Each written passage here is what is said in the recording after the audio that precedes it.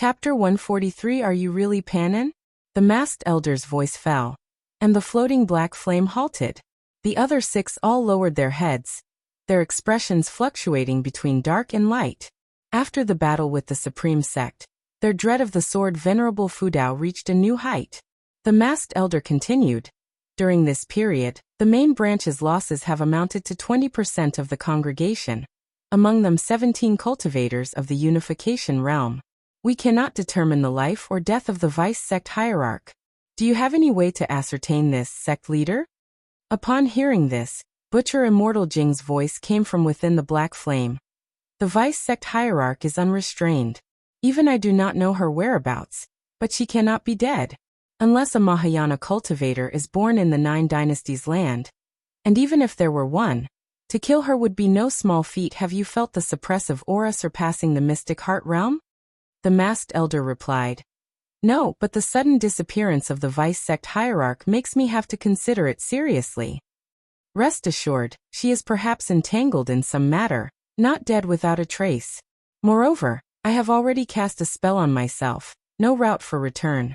Continue finding sacrifices, the more the better. I need to glance at the heavenly destiny in one fell swoop. The voice of Butcher Immortal Jing rang out, and 7 figures replied in unison. Chintang Dynasty, 3 Pure Ones Mountain. This sect, honored by the dynasty as a land of immortals, was hidden within a lake, with majestic peaks only faintly visible like a mirage. Under an old tree, Leah sat cross-legged, facing away from the cliff. The North Sea heavy sword stood beside him as he propped his hands on his knees, his eyes fixed on the chessboard on the ground, showing a troubled expression. He groaned, unable to help but rub his scalp. At this moment, a soul body descended from the old tree. It was the soul of the ancestor of the Li family, looking even more solid than before. Ha ha ha boy, I told you long ago, the assessment of 3 Pure Ones Mountain is extremely difficult and requires innate wisdom. Your comprehension is still insufficient, far from mine. In those days, I solved the chess puzzle in only 3 years, but judging by your look, you might not succeed even in 10 years. The ancestor of the Li family said gleefully. Leah glared and cursed. What kind of ancestor are you?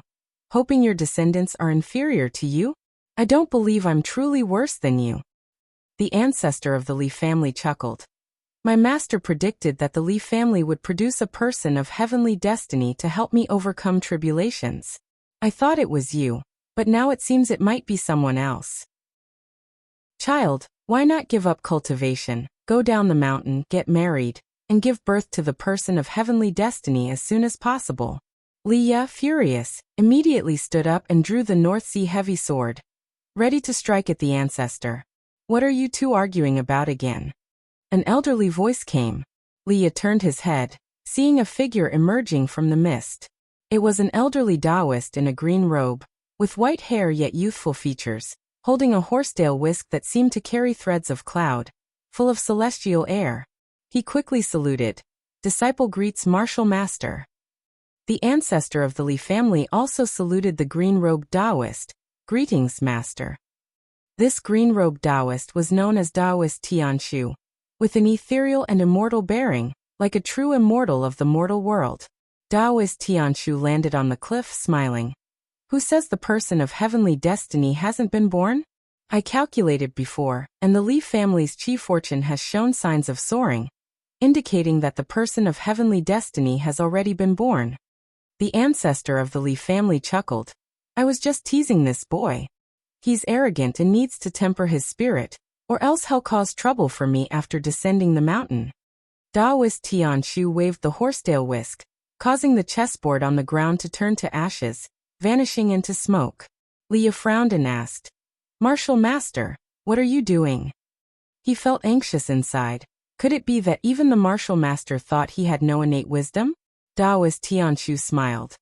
The great calamity of the 9 dynasties is descending, and the tribulation is ever more dangerous, possibly endangering 3 Pure Ones Mountain itself. Thus, I cannot continue to test you. All 3 branches of 3 Pure Ones Mountain must descend the mountain to save the world. Before leaving, I will teach you a divine skill to protect the mountain. If 3 Pure Ones Mountain perishes, I hope you can pass on the 3 Pure Ones Taoist tradition. Descend the mountain. Liya and the ancestor of the Li family's expressions changed simultaneously. Please teach me, martial master. I also want to join the fight. Liya immediately said.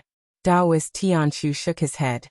Your cultivation level is too low to affect this tribulation. If we fail, there are others in the mountain who will take you away from the land of the 9 dynasties to live in another world far away. This continent belongs to the demon clan. Our sex standing here for so many years has already reached the heavenly destiny's year. He stroked his beard and smiled, looking like one who has seen through worldly matters, without a trace of worry on his face. But, no buts, be obedient. Liya hesitated, his face full of inner struggle. Taoist Tianshu smiled and asked, Do you have someone you can't let go of? The ancestor of the Li family teased. He's concerned about his junior brother Gu. Taoist Tianshu, upon hearing this, gently said, In life, being able to control your destiny is transcendence. Human actions determine fate, do not force it. Liya remained silent. Supreme Sect, 3rd Medicine Valley. The world was dim, and disciples gathered in the valley, looking up at the spectacular sight in the sky, Guan among them. They saw bolts of heavenly lightning crashing down, all intertwining at a single point where Lu Lingjun had set up a formation. Golden lightning resembling dragons fell, causing the formation to burst forth with rainbow light, sweeping across the sky with great momentum. At a distance, on the mountain peaks surrounding the 3rd Medicine Valley, many Supreme Sect cultivators stood, ranging from cultivators to elders, with their cultivation levels at least at the core formation realm, watching Lu Lingjun's lightning tribulation and discussing. The range of the lightning tribulation extended over 100 miles, with red light emanating from the thundercloud region, looking like a heavenly eye. In front of this heavenly eye, the 3rd Medicine Valley seemed insignificant. Fortunately, the heavenly lightning focused solely on Lu Lingjun. Otherwise the valley would have faced catastrophic destruction. Gu Zong stood beside Guan sighing. The mystic heart realm is indeed ineffable. Just witnessing the tribulation fills me with endless thoughts. Lu Lingjun's tribulation had lasted 3 days, with the divine might being most terrifying yesterday but weakening today. Even so, each bolt of heavenly lightning now could still kill a Unification Realm cultivator. Looking up, one could see Unification Realm great cultivators guarding each direction in the sky. Knowing that Lu Lingjun was an inner sect elder, the Supreme Sect rejoiced, even assisting in setting up the formation. Whenever the formation was about to disintegrate, the Unification Realm elders would step in, using their spiritual power to maintain it. This demonstrated the unity of the Supreme Sect to Guan. Some doubted Lu Lingjun's identity, until Gu Zong said that even if she were a demon cultivator, succeeding in the breakthrough, she would not be a match for the sword Venerable Fu Dao. These words dispelled all worries. Guan also sighed. I never expected that among the servant disciples the sect leader casually assigned me, there could be one with such formidable cultivation. I truly am thrice fortunate. Gu Zong laughed. Perhaps you possess the great fortune of energy movement, capable of writing the investiture of the gods.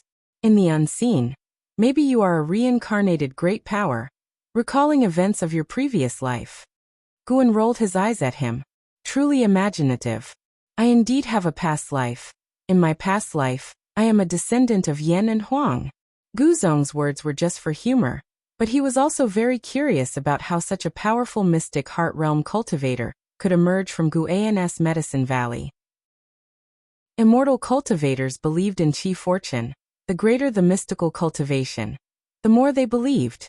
Gu Zong considered the Shenzhou scriptures that Guan had given to 10 talented disciples earlier, and wondered if he should also cultivate his mind. Guan returned his attention to Lu Lingjun. Her mystic heart was already formed, marking a successful breakthrough, with her cultivation set to soar. He sighed inwardly. Tribulation crossing is truly difficult.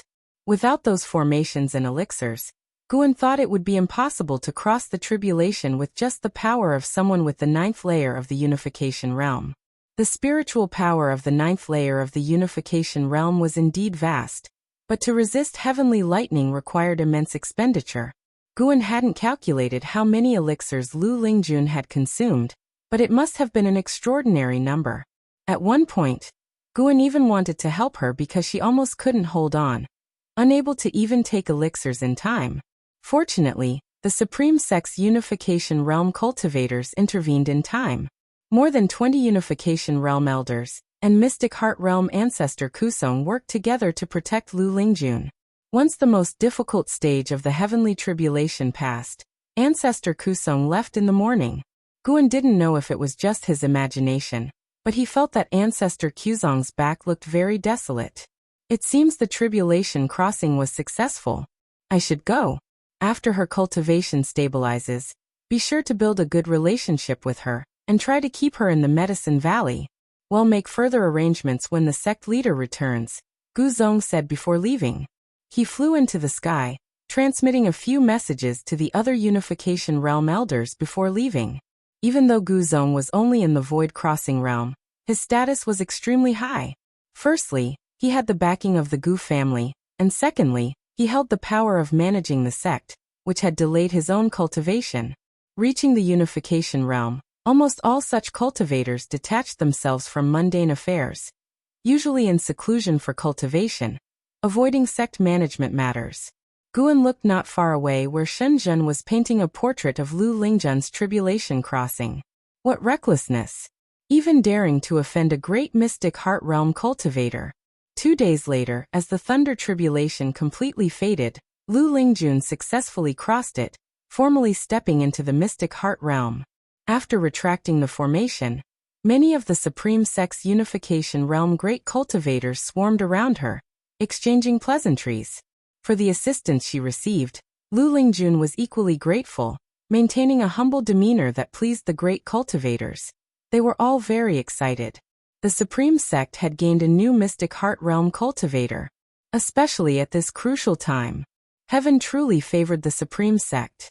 After a long time, Lu Lingjun finally broke free from their compliments and flew towards the Medicine Valley, coincidentally seeing Guan being pestered by Shenzhen.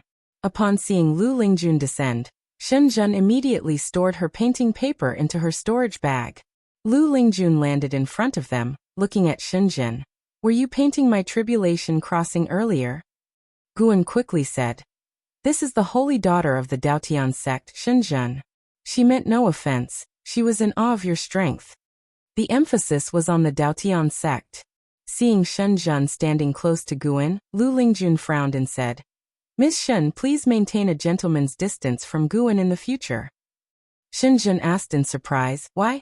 Could it be a great cultivator like you has? Lu Lingjun did not answer, just quietly looked at her. Haven't you heard of the name Guan? Shenzhen asked curiously. Guan immediately said, It's all your fault, writing that lousy book in my name, tarnishing my reputation. Lu Lingjun had already read the Supreme Secret records and suspected him, so he spoke first to clarify. Shenzhen wasn't angry, laughing. Tarnishing your reputation? Didn't you benefit from it? Lu Lingjun's gaze towards Guan turned peculiar, sensing she was criticizing his greed. At this moment, Shenzhen added, Senior, Guan is not simple. He is the author of the Investiture of the Gods, Panin. You should keep him in check, as there are many women who admire him. After speaking, she saluted Lu Lingjun and turned to leave. Guan sensed trouble. Lu Lingjun did not pay attention to Shenzhen, but instead looked intently at Guan, asking, Are you really Panin? Chapter 144 Prepare for the Arrival of the Immortal. Guan spent quite a while dealing with Lu Lingjun before sending her away. Of course, another reason was that Lu Lingjun also needed time to adapt to the Mystic Heart Realm. He felt uneasy, knowing that Lu Lingjun, who knew his true identity as Panin, might entangle him even more. He remembered that Lu Lingjun loved reading Investiture of the Gods when she had nothing else to do. In the days that followed, Lu Lingjun's name spread throughout the Supreme Sect, invigorating all the disciples. The 3 words Mystic Heart Realm were enough to boost the morale of the entire sect. The news quickly reached the Taichen dynasty. All the cultivators in the Supreme Sect's main stronghold were very excited upon hearing this. During this time, they deeply realized the terror of the Mystic Heart Realm. It was no exaggeration to say that the only factor determining the outcome of the battlefield now was the Mystic Heart Realm. No matter how many Unification Realm cultivators there were, they couldn't match up to the Mystic Heart Realm. LV Batian was very pleased, explaining that he had personally recruited Lu Lingjun into the Supreme Sect. This also reassured those higher-ups who felt unfamiliar with Lu Lingjun. A mysterious great cultivator of Mystic Heart Realm suddenly appearing, especially at this critical moment, naturally aroused suspicion among the authorities. They began to request LV Batian to summon Lu Lingjun to join the battle. Solely relying on ancestor Xian Quan was too weak an involvement for the Supreme Sect in this war. Within the Nine Dynasties alliance, they hardly had any significant voice. It was an incredible humiliation for the Supreme Sect, which had just held a Golden List competition. LV Batian temporarily suppressed these requests, wanting to leave Lu Lingjun time to consolidate her cultivation level. Later, under the leadership of the Tsangtian sect, the Nine Dynasties sects occasionally launched attacks on Wanji Forest. Great cultivators charged in, middle-level cultivators tried to rescue captured prisoners, and lower-level cultivators handled supply and logistics tasks. No matter how hard the Nine Dynasties sects tried to break through, they could not penetrate the Mahayana array of the Ephemera sect. News kept spreading, making more and more people in the world realize that the great calamity of the Nine Dynasties had arrived. A crisis that concerned all of humanity. Autumn arrived. Lu Lingjun had been in seclusion for a month, and during this time, Guan did not disturb her. Guan still traveled back and forth to various medicine valleys. Now Nianchu Cave had also entered a smooth track, and Tian Yaoer did things more and more to his satisfaction. He hadn't gone to Nianchu Cave for 6 days. On this day, Guzong came to visit Guan. He asked Guan to convey to Lu Lingjun that she should head to Wanji Forest to provide support as soon as she came out of seclusion. Guan agreed. The battlefield in Wanji Forest was becoming even more severe. Using his divine sense, Guan saw that Wanji Forest was still in the midst of a great battle. Tens of thousands of cultivators were arrayed in every direction, shaking the heavens and the earth, causing the entire Taichen dynasty's spiritual energy to surge toward Wanji Forest. It was extremely tragic. Guan watched for a while before withdrawing his divine sense. The number of sacrificial offerings continued to increase, most likely prepared for that Mahayana cultivator. The death of Fairy by Xia didn't seem to have affected that Mahayana cultivator's plan. Guan continued his inspection of the third medicine valley. Until evening, Lu Lingjun walked out of her courtyard and came to the pavilion to visit Guan. Guan conveyed Guzong's request. It was up to Lu Lingjun to decide whether to go or not. As a Mystic Heart Realm cultivator, no one could control her. I heard about it earlier. I will depart shortly. Lu Lingjun nodded, her expression cold and aloof, perhaps revealing her true self.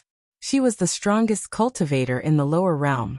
No longer hiding her cultivation, she didn't disguise her nature anymore either.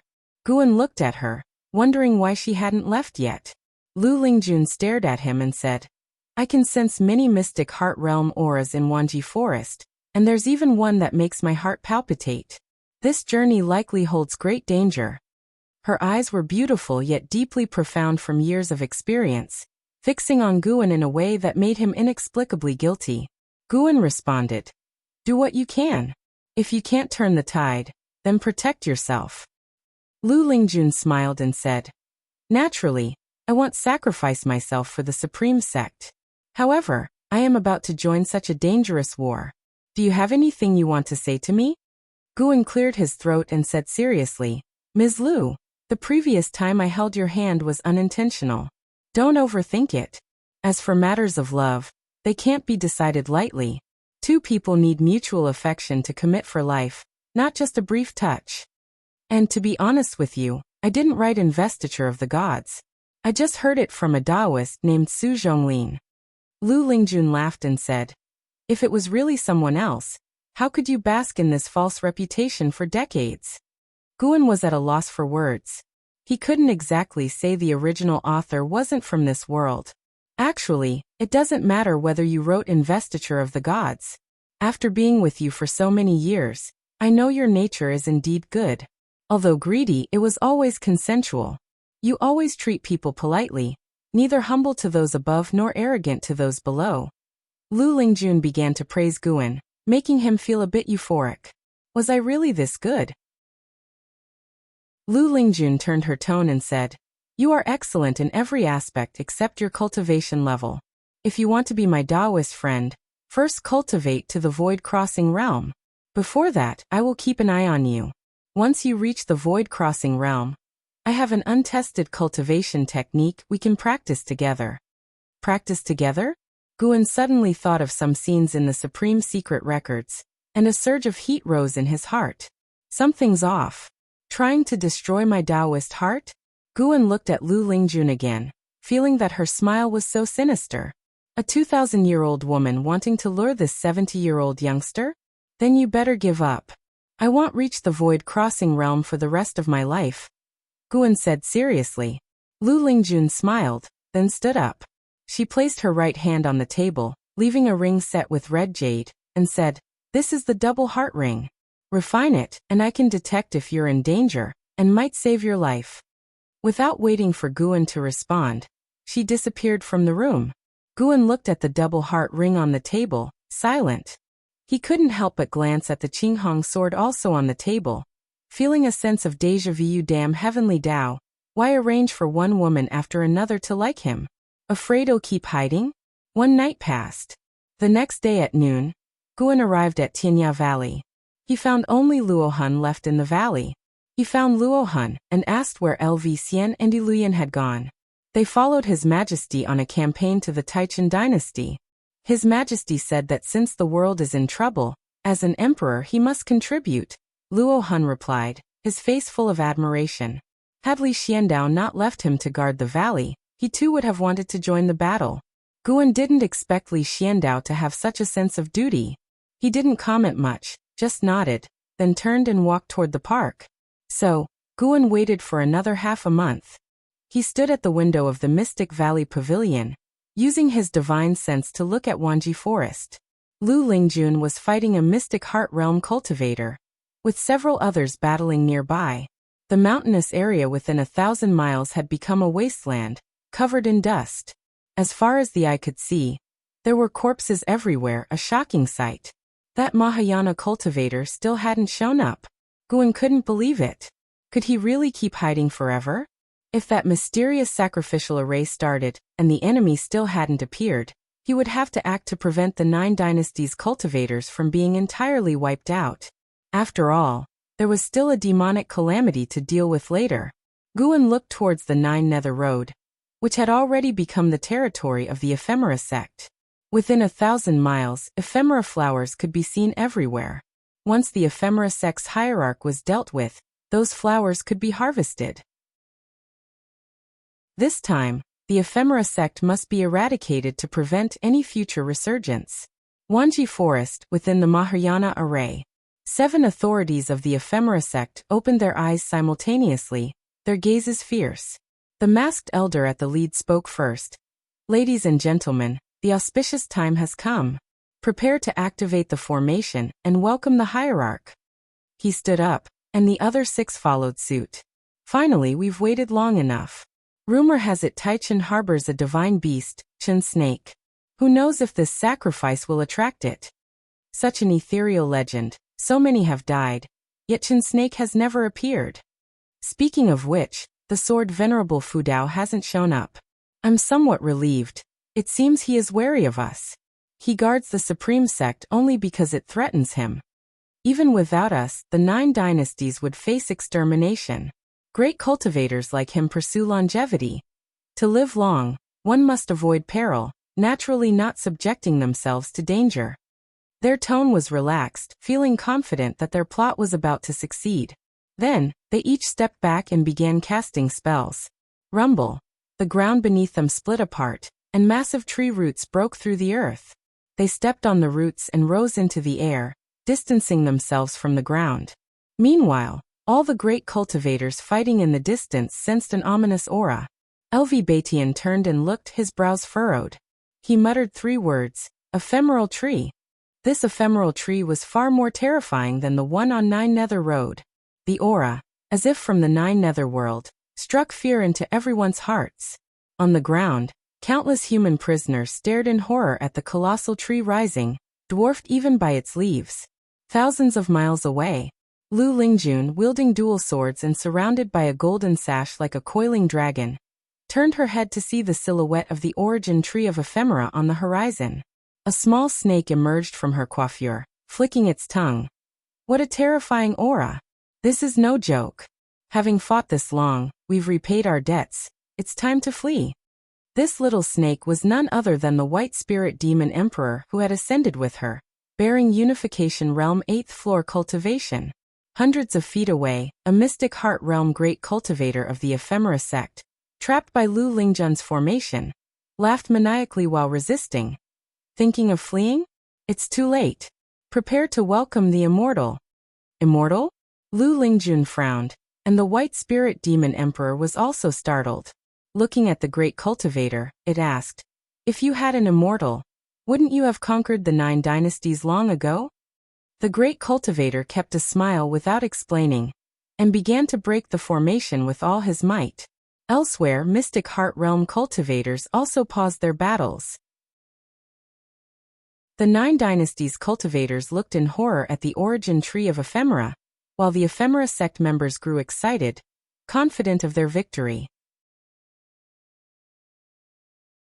Chapter 145.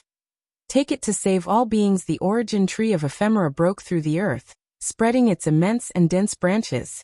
Countless leaves quickly sprouted, covering the entire Wanji forest, spanning thousands of miles. Its trunk was as towering as a giant mountain. A horrifying human face emerged from the trunk of the origin tree of ephemera, with only the facial features visible. It wore a greedy and cruel smile, making the countless captives below tremble with fear. At this moment, countless people fainted from fright. They all had talisman papers stuck to them, preventing them from speaking, amplifying their inner terror to the extreme. Upon seeing the human face growing from the origin tree of ephemera, the great cultivators of the 9 dynasties went mad. Everyone, we have nowhere left to retreat. Think about your children and grandchildren. If we lose today, there will be no place left for the human race on this land. A domineering voice echoed throughout the heavens and earth, like thunderclaps, deafening the ears. As the voice fell, a dazzling golden light erupted from the horizon, speeding forward with unstoppable momentum. 4 mystic heart realm cultivators from the ephemera sect appeared out of thin air, casting spells in unison, trying to intercept the golden light. However, just as the 2 sides were about to collide, the golden light burst forth with thousands of beams, continuing its deadly trajectory. A majestic green river surged from behind. On its head stood a man in a black robe, holding a Zen stick, with boundless spiritual power, stirring up waves of wind. From other directions, great cultivators also charged forward, each using their divine skills, creating a magnificent spectacle. On the side of the 9 dynasties, all mystic heart realm cultivators launched a full-scale assault, vowing to reach the origin tree of ephemera. LV Batian raised the great flag he held high, and the 100,000 inner sect disciples below revealed their magical artifacts in unison. They quickly moved, changing formations, and lines of spiritual power dragons soared into the sky. There were fire dragons and ice dragons, intertwining and roaring, shaking the heavens and earth. Lu Lingjun rode a white python, cruising through the sky. She released the treasure sword in her hands and took out a great bow, drawing the bowstring to a full circle, gathering spiritual power into an arrow. Nature's spiritual energy surged toward this arrow, condensing together and greatly enhancing its aura. The right hand pulling the bowstring emitted a dazzling light. In another direction, Taoist Tianshu from the 3 Pure Ones mountain led dozens of Taoists, flying towards Wanji Forest. A battle far surpassing any before erupted. Boom. In Mystic Valley, Guan stood atop a mountain, hearing the distant rumble. Beside him, Chu Jingfeng was highly agitated, unable to stay calm. This commotion. Chu Jingfeng frowned. Sensing the sound coming from afar, it reminded him of Wanji Forest of the Taichen dynasty. The Battle of Wanji Forest had spread throughout the immortal cultivation world, and those servant disciples who had wandered through the outer sect always talked about it when they returned. The battle had already been ongoing for a long time, and now, with such a sudden and terrifying outbreak, it was hard to imagine what was happening. Rolling dark clouds began to appear in the sky, coming aggressively to cover the heavens. Guan looked into the distance and softly said, "The fate of the 9 dynasties is at stake. Unfortunately, we can do nothing but pray that the heavens stand on the side of the righteous path." Chu Jingfeng took a deep breath and said, "Tell me, what level must one reach to save all living beings single-handedly?" Guan glanced at him and smiled. "Why do you have such an ideal?" Sword Venerable Fudao has repeatedly saved the Supreme Sect single-handedly. As a sword cultivator, he is naturally who I aspire to become. But the longer I cultivate, the more I feel my talent and comprehension are mediocre.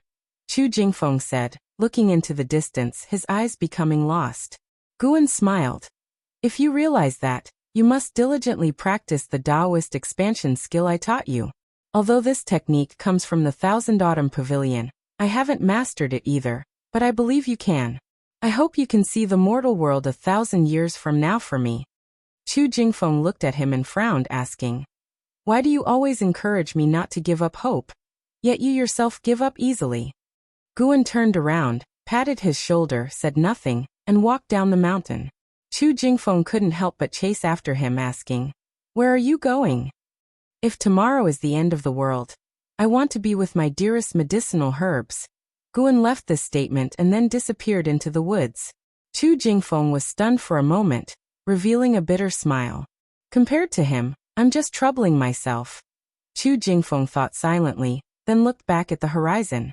At that moment, a gust of wind blew from the horizon, moving his robes and causing him to squint his eyes.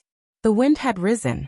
After circling Mystic Valley, Guan returned to the pavilion, closed the door, activated the restriction in the house, and then directed his divine sense towards Wanji Forest. He could sense spatial fluctuations inside the origin tree of ephemera. These fluctuations were very subtle. He could detect them because he felt an unfamiliar aura inside the origin tree of ephemera. Mahayana Realm. Guan had been in the Mahayana Realm for many years, and was very familiar with its aura. Finally, it was coming. At that moment, Guan felt someone calling him again. He carefully sensed it. It was Sage Xianmiao again. This guy never learns a lesson? Far away in the North Sea Mountain, Sage Xianmiao arrived in the forest where he had met the mountain god before. He knelt on the ground, continuously kowtowing. For a long time, Sage Xianmiao couldn't remember how many kowtows he had done. When the mountain god's voice reached his ears, his body stiffened involuntarily. "Hey kid, what trouble do you want to give me now?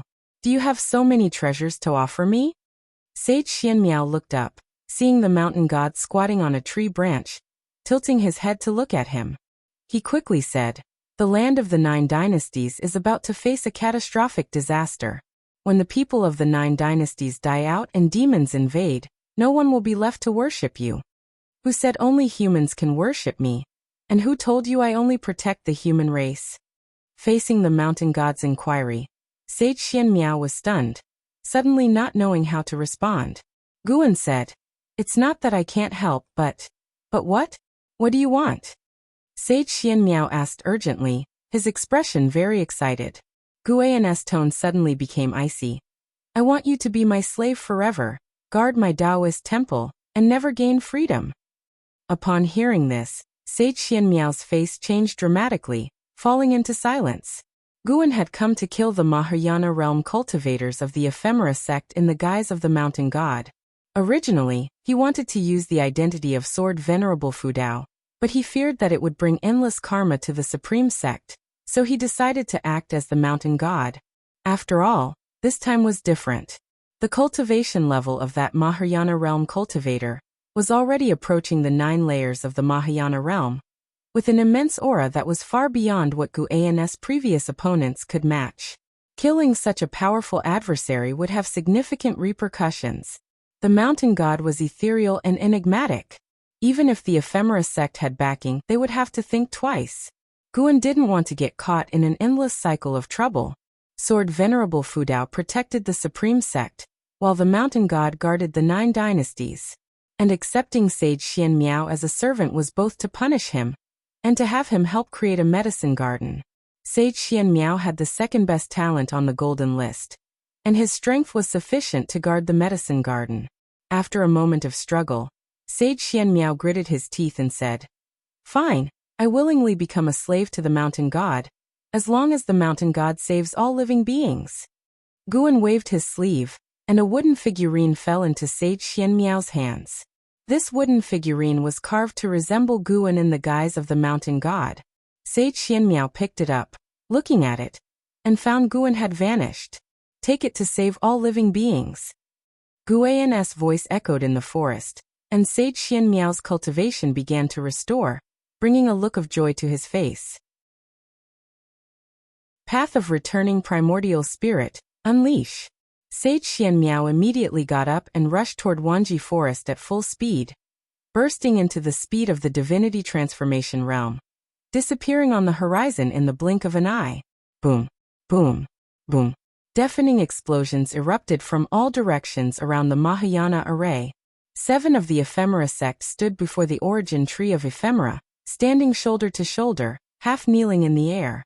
Following their gaze, a black crack appeared on the forehead of the human face on the ephemera tree, with black flames surging, as if something terrifying was about to step out.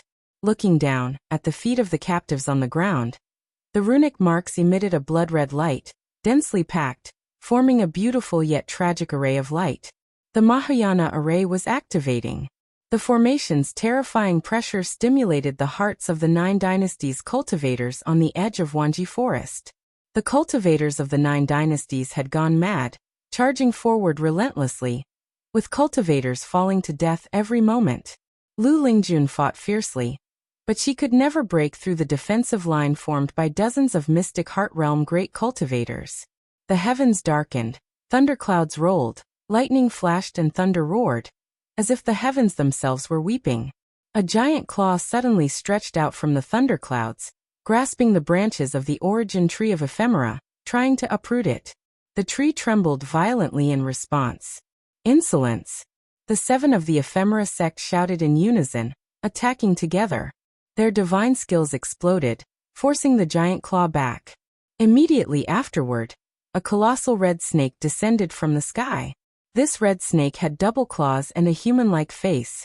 From a distance, it looked like a woman's face covered in rouge, with disheveled hair, appearing terrifying in the darkened world. The snake's body was hundreds of feet thick, and its length unknown. "It's Artachan's divine beast, Chun Snake." A cultivator shouted in surprise, greatly boosting the morale of the 9 dynasties' cultivators. Chun Snake's aura was ancient and vast, far exceeding the usual mystic heart realm. Its appearance brought strong hope to the 9 dynasties. Chun Snake opened its bloody mouth, spewing molten lava like a torrent, sweeping towards the ephemera tree. At that moment, a blood-red light shot out from the black crack on the forehead of the human face on the ephemera tree, overpowering the rolling lava, crossing hundreds of miles, piercing through Chun Snake's throat. Scalding blood sprayed, echoing like the roar of an elephant throughout the heavens. Chun Snake fell, raising thousands of feet of dust, causing the ground to shake violently. An overwhelming pressure, far surpassing the mystic heart realm, enveloped the entire Taichan dynasty. An ancient species dares to call itself a divine beast. Butcher Immortal Jing's icy voice resounded, filled with murderous intent, as if it came from the demon god of 9 Nether. Anyone who heard his voice felt their hearts turn cold. Lu Lingjun, who was fighting, turned to look and was shocked, her eyes full of disbelief. Facing this pressure, her spiritual power felt suppressed. The other side's level was undoubtedly higher than the mystic heart realm. The ephemera sect's immortal has descended. Why do you still not kneel, waiting to receive the favor of the ephemera immortal? An ephemera sect great cultivator laughed maniacally. The mystic heart realm great cultivators from the 9 dynasties paid no heed to his provocation. They all looked at the origin tree of ephemera in terror. Chapter 146 Heaven opens its eyes. The power of heaven and earth. What realm is this? Under the thundering clouds, LV Baitian stood on his magic artifact, filled with fear as he gazed at the origin tree of ephemera, murmuring to himself. Even he, at the 9th layer of the unification realm, felt this way. not to mention those with a lower cultivation level. The supreme sect disciples below felt as if they were being crushed by 1,000 weights. They began to descend, forcing their formation to break. What are we facing? Impossible. Impossible. Could the ephemera sect truly have an immortal? What should we do? Is there really no hope? We still have the sword Venerable Fudao. If he arrives, there might be a glimmer of hope. While the disciples of the supreme sect clung to a sliver of hope, the other sects had plunged into utter despair. Taoist Tianshu from the Three Pure Ones mountains stared at the origin tree of ephemera, his face pale. No matter how he calculated, he couldn't see any chance of hope. No escape from this calamity. Taoist Tianshu murmured to himself, the righteous aura around him beginning to dissipate. As the terrifying aura of Butcher Immortal Jing enveloped the Taichen dynasty, the morale of the cultivators of the 9 dynasties instantly collapsed. Yet some refused to give up. Great cultivators of the mystic heart realm from the Tsangtian sect continued to fight with their lives, displaying the leadership spirit of the 9 dynasties alliance hierarch. And Hao and Wuju sped through the air. Their cultivation levels were low, and at the moment no one stopped them. They swiftly flew into the Wanji forest, intending to rescue those who had become sacrifices. However, as soon as they landed, strands of bloody aura quickly entangled their feet. Before they could react, the runes beneath them burst forth with dazzling blood light, spreading rapidly and sweeping across the Taichen dynasty at an astonishing speed. Every living being within the dynasty's borders, including the great cultivators in the air, was immobilized. Even those great cultivators of the mystic heart realm were suppressed. Though they could still move, their actions were as slow as drifting leaves, making those who wanted to escape feel utterly hopeless. They suddenly felt that the Taichen dynasty was boundless. On a cliff, Li Xiandao, Lv Yi Luyun, and a group of imposing cultivators were all pinned where they stood. What is this? A cultivator looked at the mysterious bloodline wrapping around his legs, shouting in terror. He tried to struggle, but couldn't break free. What made him most desperate was the realization that his control over his own body was slipping away.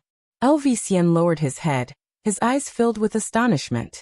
Li Xiandao gazed into the distance, his expression calm, as if he did not fear this disaster at all. This is the Mahayana array, which requires the power of a Mahayana realm cultivator to activate.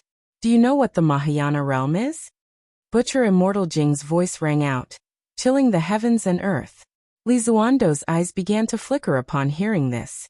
Meanwhile, Lu Lingjun was in the air, similarly ensnared by the mysterious bloodlines that had appeared out of nowhere, and were impossible to defend against. Beneath her, the white spirit demon emperor wailed. We're doomed. Lu Lingjun looked at the origin tree of ephemera, and saw a figure stepping out from the black fissure within the tree.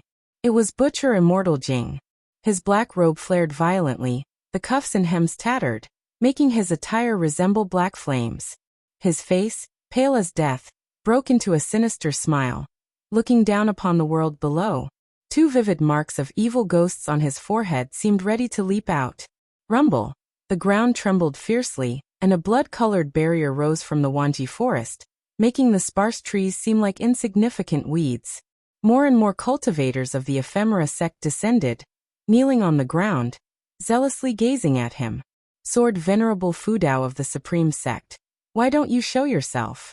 Taoist of Immortality from the Three Pure Ones mountain, where are you chanting your scriptures? Didn't someone from the Tsangtian sect boast that it wouldn't be difficult to flatten the ephemera sect? Why don't you show yourself? If you don't come, millions of lives will be cast into the 6 paths, aiding me in becoming immortal. Butcher Immortal Jing's voice echoed again and again, extinguishing the hope in the hearts of the 9 dynasties' cultivators. More and more people fell into despair. In his blood-red eyes, the reflection of ephemeral flowers appeared as the human face on the origin tree of ephemera opened its mouth, spitting out a giant ephemeral flower that flew to his feet, carrying him upward. As he ascended, everyone within the Taichen dynasty felt their vitality being drained, further deepening their despair. Far in the Mystic Valley, Guan felt a chill in his heart. This guy's aura is so strong. It feels like his realm is almost comparable to the 9th layer of the Mahayana realm. Fortunately, I broke through ahead of time, and even to the 9th layer of the Nirvana realm. Gu unlocked his divine sense onto Sage Xian Miao. With Gu An's mana enhancing him, Sage Xian Miao's speed far surpassed before, and he was already nearing the Taichen dynasty. Sage Xian Miao also heard Butcher Immortal Jing's voice, feeling an urgency had never felt before. He had never thought his speed could be so slow. Mountain God! It's too late. Sage Xian Miao roared in his heart, tightly gripping the mountain god's wooden figure, his arm trembling. If it's too late, then throw it out. Guan's voice reached his ears. Upon hearing this, he immediately hurled the wooden figure forward. As soon as the figure left his hand, it burst forth with terrifying speed, transforming into a streak of cyan light that charged towards the Wanji forest with unstoppable force. Almost instantly, Butcher Immortal Jing sensed something, turning his head towards the horizon. Lu Lingjun was directly in Butcher Immortal Jing's line of sight, and feeling his gaze, her heart trembled. Under her were the White Spirit Demon Emperor, who was shaking even more. In a trance, Lu Lingjun seemed to sense something, subconsciously turning her head. Time seemed to freeze as she caught sight of a streak of cyan light. Within the cyan light, she vaguely saw a small figure, and Hao, struggling desperately, turned his head and saw the cyan light speeding over, passing above his head at an inconceivable speed. On the cliff, Li Xiandao watched as the cyan light streaked across the horizon, his vision blurring. In the desperate eyes of the countless sacrifices, a streak of cyan light pierced through the darkened sky, bringing light into their view. Butcher Immortal Jing's reaction surpassed everyone in the Taichen dynasty. He raised his hand to block, forming a black light with terrifying spiritual power to intercept the cyan streak. His face changed slightly and he coldly said, "Mahayana Realm, who are you?" Within the cyan light, the small wooden figure turned, facing Butcher Immortal Jing. The small wooden figure raised its hand, pointing at Butcher Immortal Jing.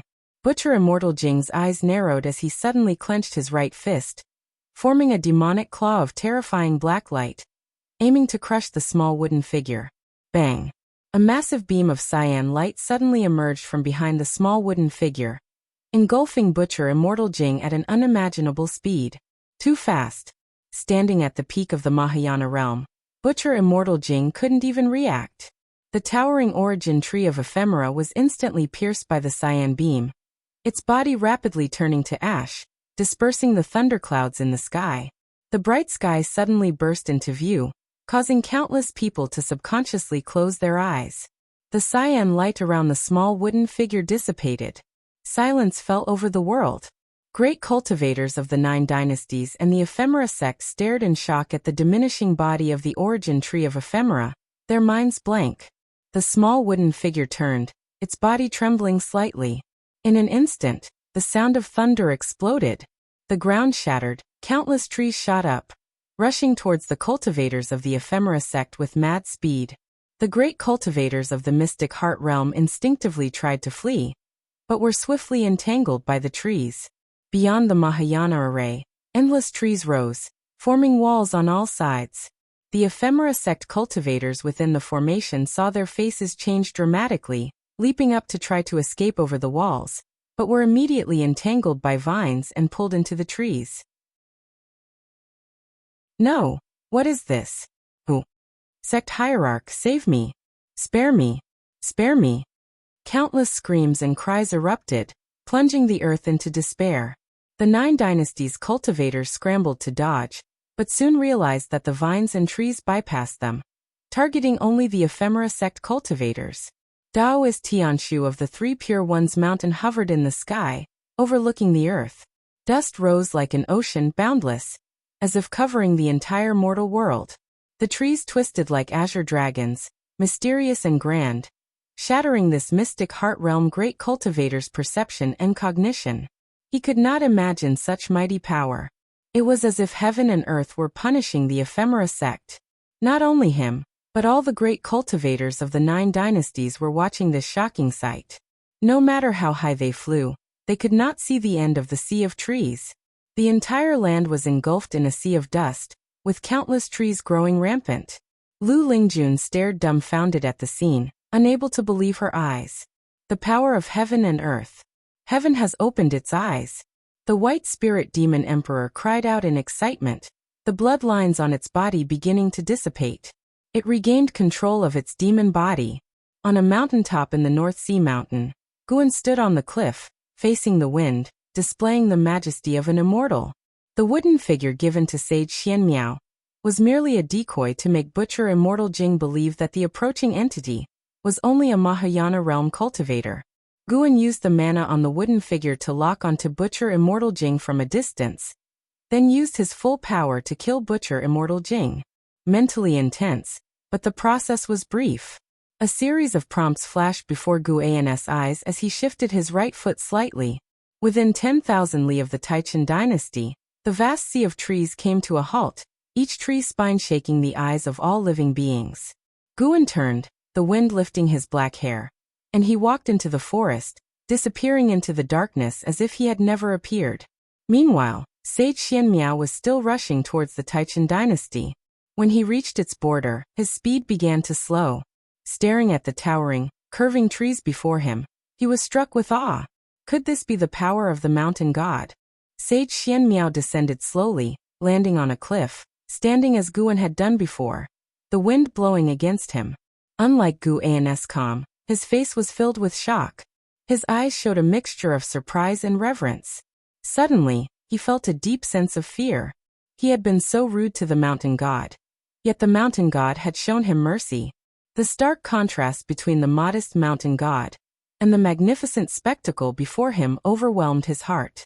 He slowly knelt down, his knees mere inches from the cliff edge. To serve for a lifetime, it turns out to be my honor. Chapter 147 Mountain God Legend. Establishing temples everywhere under the sunlight, the vast dust waves between heaven and earth lingered for a long time. The hierarchs of the 9 dynasties sects gathered together, standing on the massive tree roots, looking at the surrounding scene, speechless. LV Batian was also the same. Even though the high-level members of the ephemera sect had been dead for a while, the shock in his heart had yet to dissipate. They had battled for so long without breaking through the ephemera sect's defenses, but in mere moments, the hierarch and the great cultivators of the mystic heart realm were all dead? What on earth had happened? Those standing at the top of the 9 dynasties' immortal cultivation world all felt complex and uneasy at that moment. Surviving this catastrophe brought them joy, but upon calming down, they felt fear. If the mysterious power that annihilated the ephemera sect so easily could destroy them just as effortlessly? The Tsangtian sect's sect leader, Liang Tsanghai, looked at Taoist Tianshu of the 3 Pure Ones mountain and asked, Taoist friend Tianshu, do you know what power this is? Everyone looked at Taoist Tianshu, their eyes filled with hope. Being the oldest sect among the 9 dynasties, 3 Pure Ones mountain's understanding of the world far surpassed theirs. Taoist Tianchu's expression was complex. He took a deep breath and said, Poor Taoist also does not know what existence acted, but perhaps heaven and earth are punishing the ephemera sect. Heaven and earth? The faces of the hierarchs changed unpredictably. The sect leader of the Jueshan sect from the Taitsong dynasty, Zhong Wujin, looked into the distance and sighed. If heaven and earth have a spirit, why did it wait for so many deaths before acting? Looking in the direction of his gaze, the disciples of various sects were escorting captives turned sacrificial victims. Their figures were as numerous as the stars, yet appeared so insignificant amidst the sea of trees. No one answered Zhong Wujin's question. This battle shattered their pride. Having witnessed such terrifying power, they realized that the unification realm was nothing, and the mystic heart realm was merely slightly stronger ants. The great cultivators of the mystic heart realm from the ephemera sect died without any resistance. They could never forget the despair on those cultivators' faces before they died. It was the mountain god. The mountain god acted. A voice rang out, causing everyone to turn their heads, only to see Sage Xianmiao quickly flying over. LV Batian recognized this person. The second on the golden list, the only one who forced and how to go all out. Sage Xianmiao flew swiftly and landed in front of Taoist Tianshu, raising his hand in salute. An old Taoist from 3 Pure Ones mountain quickly asked, Xianmiao, which mountain god? What do you know? Sage Xian Miao took a deep breath and looked at the hierarchs, saying, the one who annihilated the ephemera sect was the mountain god. The mountain god hides deep in the mountains, hard to trace. I was fortunate to have encountered it. Earlier, the mountain god gave me a wooden figure, telling me to use it to save the world. All of this was caused by that wooden figure. As he spoke of this, his face was full of reverence. The hierarchs all started questioning, making the area noisy. Liang Songhai seemed to recall something and immediately waved his hand towards the distance. Soon, a cultivator flew over, holding a wooden figure. Liang Songhai summoned the wooden figure from a distance, grasped it, and then asked Sage Xian Miao, friend, is this the wooden figure? Sage Xian Miao immediately nodded, saying, this is the mountain god's wooden effigy, do not offend it. Everyone's attention fell on the wooden figure in Liang Kanghai's hand, making him feel it was scorching hot. Some still doubted Sage Xian Miao's words. Then Taoist Tianshu suddenly cast a spell, immobilizing Sage Xian Miao, and waved his horsetail whisk across his forehead, drawing out a vision. Everyone saw Sage Xian Miao kneeling in the woods. Before him on a branch squatted a little white-clothed figure. Seeing this white-clothed figure, Liang Songhai was so frightened that he dropped the wooden figure. Identical. This mountain god was so small, yet it made the people present believe it indeed was the mountain god. The 9 dynasties land is about to face utter disaster. Once all the people of the 9 dynasties die and demons invade, no one will be left to worship you. Who said only humans can worship me? And who told you I only protect the human race? If you want me to act, it's not impossible, but what? What do you want? I want you to be my slave for all eternity, to serve my shrine, to guard it forever, never to be free. Listening to the mountain god's words, everyone's spine tingled with cold. The previous conversation left them puzzled about the mountain god's intentions, but the last words made them feel the mountain god's terrifying, unpredictable nature. Trading with immortals and gods came with a heavy price. In the tense weight of everyone in the vision, Sage Xian Miao looked up and said words that shocked everyone's hearts. All right, I willingly become the mountain god's slave. Just ask the mountain god to save the world. Take it and save the world. The mountain god threw Sage Xian Miao a wooden figure. Then Sage Xian Miao stood up, saluted, and left with the figure. The vision abruptly ended here. Taoist Tianxi's expression changed slightly, suddenly spewing a mouthful of reverse blood, his face turning pale. Sage Xian Miao regained his movement, and frowned at Taoist Tianshu. The other hierarchs looked at Sage Xian Miao with complex expressions. Sage Xian Miao's spirit of sacrificing himself for the people made them deeply admire him. Truly worthy of being the sole disciple of the Taiqing lineage from the 3 Pure Ones mountain. Knowing the mountain god's existence made them feel relieved. Compared to the so-called power of heaven and earth, the mountain god was more reassuring. Moreover, from the mountain god's words, it seemed he didn't care much about the mortal world. The mountain god cannot be inferred or speculated. Supported by his fellow disciples, Taoist Tianshu said these words. Liang Songhai took a deep breath and said, everyone, we must not offend the mountain god, to avoid bringing great disaster to the 9 dynasties land, but we must also remember the mountain god's merit. Everyone should recall the mountain god's image, and after returning, erect statues and shrines in their sects, and spread the mountain god's virtue across the land. These words were immediately agreed upon by all the hierarchs. Sage Xian Miao walked up to Liang Songhai and grasped the wooden figure that floated in the air.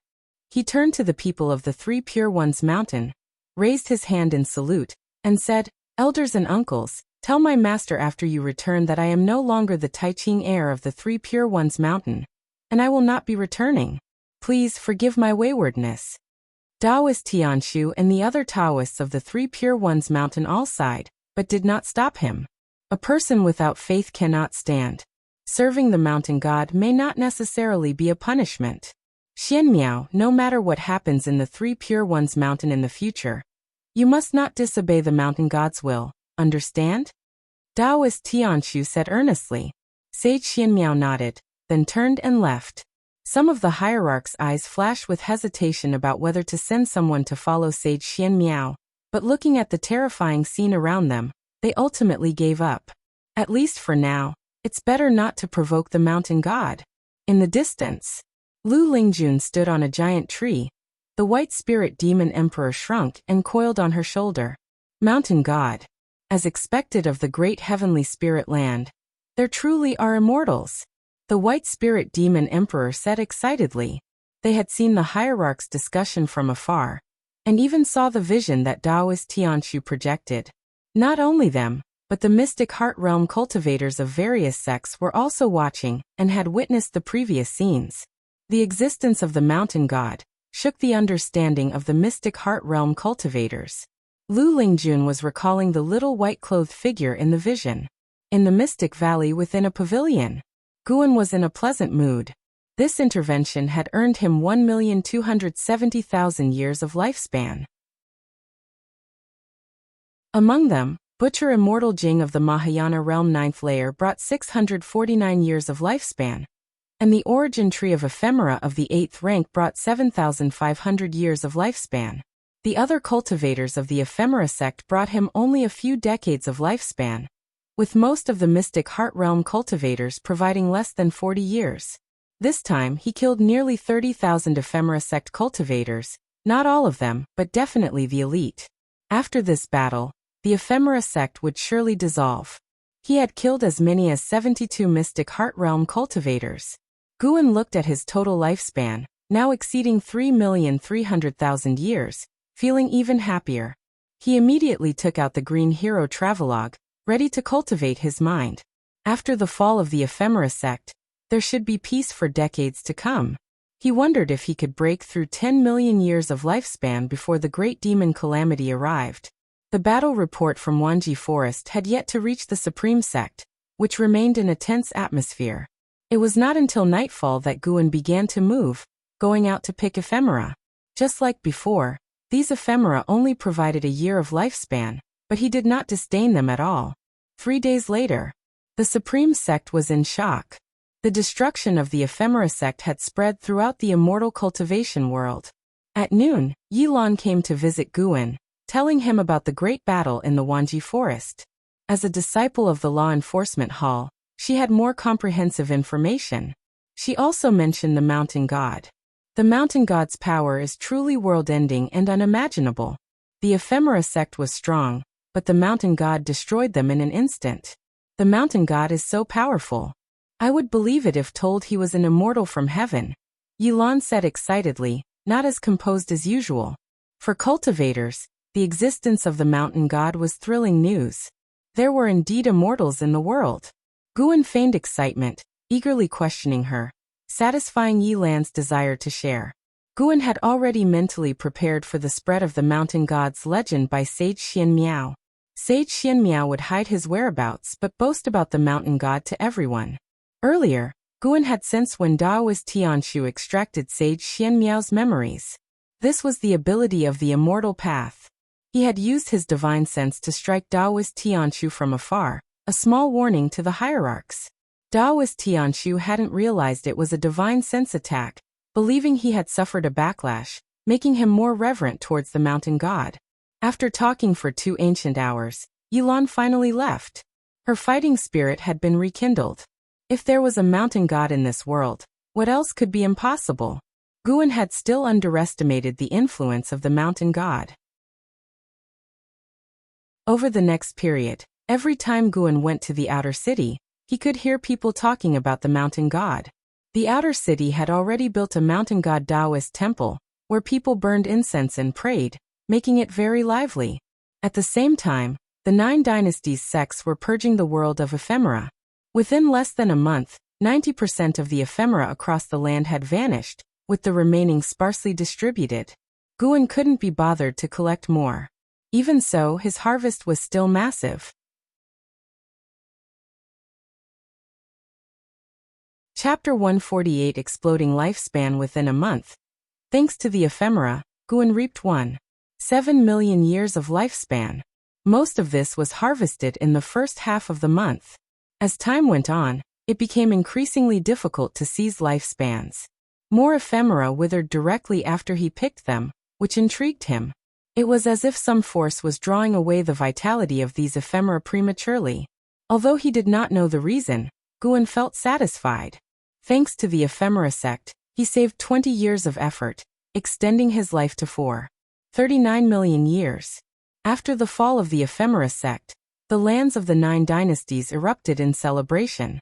Various versions of the story spread among the people. The ephemera sect became known as the most terrifying sect in the world, while the mountain god became a revered faith among the folk. On this day, in a forest in the North Sea mountain range, Sage Xianmiao knelt on the ground, his expression devout. Suddenly, he heard a voice and showed a look of joy, then walked in another direction. After 2 hours, Sage Xianmiao stopped. He stood on a hillside, gazing out at the sparkling North Sea. Build a temple for me here, and open up a medicine field to plant herbs for me. Guan's voice sounded in Sage Xianmiao's ear. Sage Xianmiao immediately agreed. He was very excited about the life of serving to come. Just like that, a day and a night passed. At dawn, Guan appeared as a little figure dressed in white on Sage Xianmiao's shoulder. Sage Xianmiao was meditating on the steps in front of the temple, eyes closed in cultivation. Guan surveyed the temple that Sage Xianmiao had built. It was decent, not magnificent but not shabby either. The courtyard walls were made of stone, as was the temple, with redwood beams and pillars, and red tiles lining the eaves. Nestled in the forest halfway up the mountain, it appeared faintly visible. A great cauldron in the courtyard burned incense, with wisps of smoke curling upwards, giving it the feel of an immortal's abode. Overall, Sage Xianmiao had put in a lot of effort, successfully pleasing him. Guan said, "The inscription on the plaque is not good. Mountain God Temple is too generic. There may be other mountain gods besides me in this world."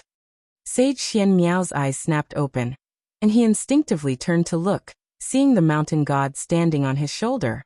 His body instantly stiffened, not daring to move.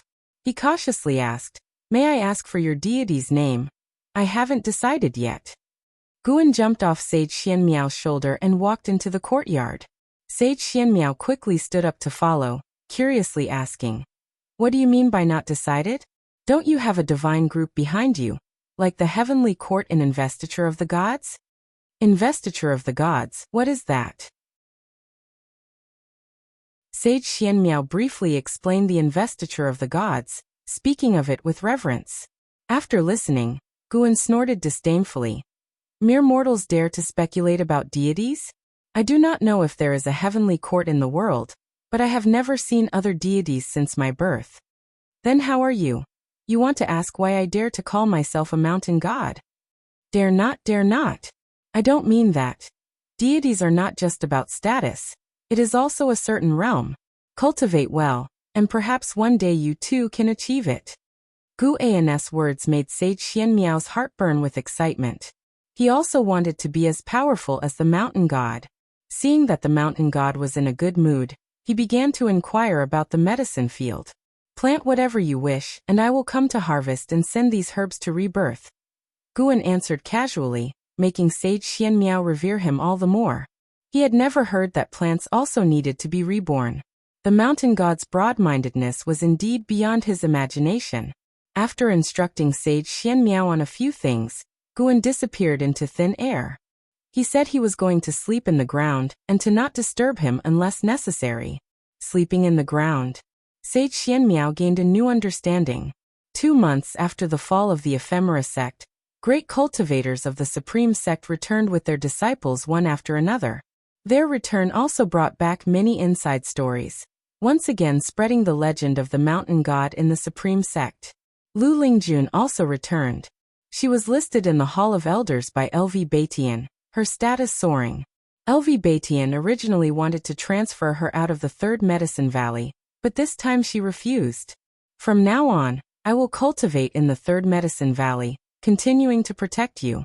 However, don't expect me to be at your beck and call.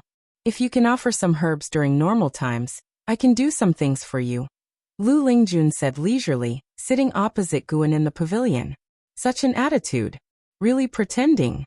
Guan laughed, saying, "It's not impossible to give you herbs. Actually, you can buy seeds and I'll help you plant them. The yield will be all yours. It's a simple matter for me. With you guarding the Third Medicine Valley, I can be at ease." Lu Lingjun, hearing this, thought it was reasonable and said, "Indeed. In a couple of days, I'll go to the main city of the sect. The seats and ranks there are higher." Then, she began to recount the fierce battle in the Wanji forest she experienced firsthand. She held great respect for the mountain god. As an ascender, deities had greater significance in her heart. Listening to her reverence for the mountain god, Guan secretly felt pleased. Guan didn't let his emotions show, occasionally expressing amazement. Once she finished speaking, Guan lamented, "The realm of the mountain god is truly unimaginable. I wonder if mortals can reach such a realm in their lifetime."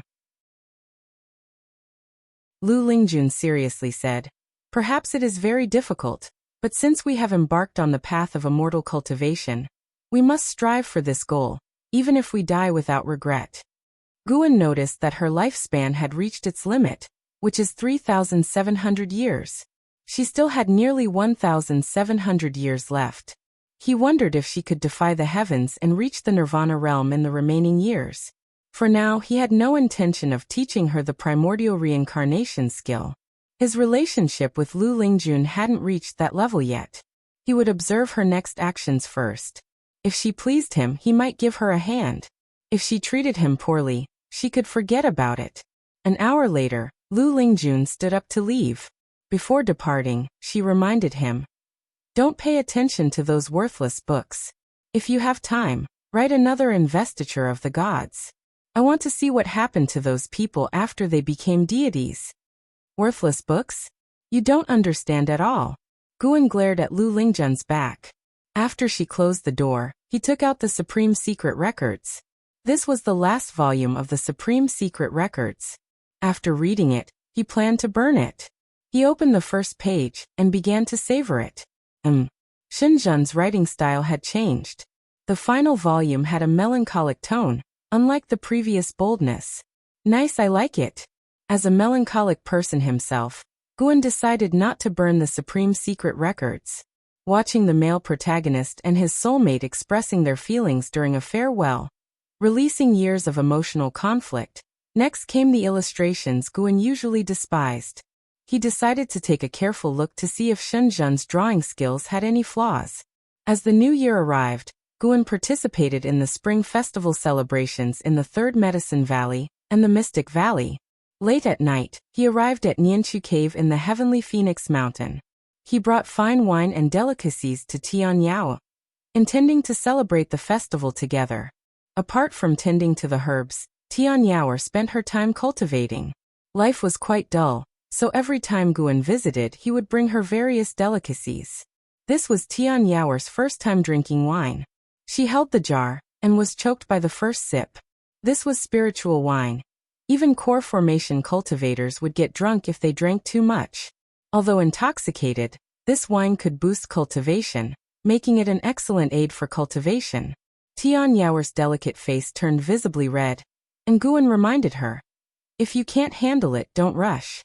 Save it for later. You'll get used to it after a few drinks."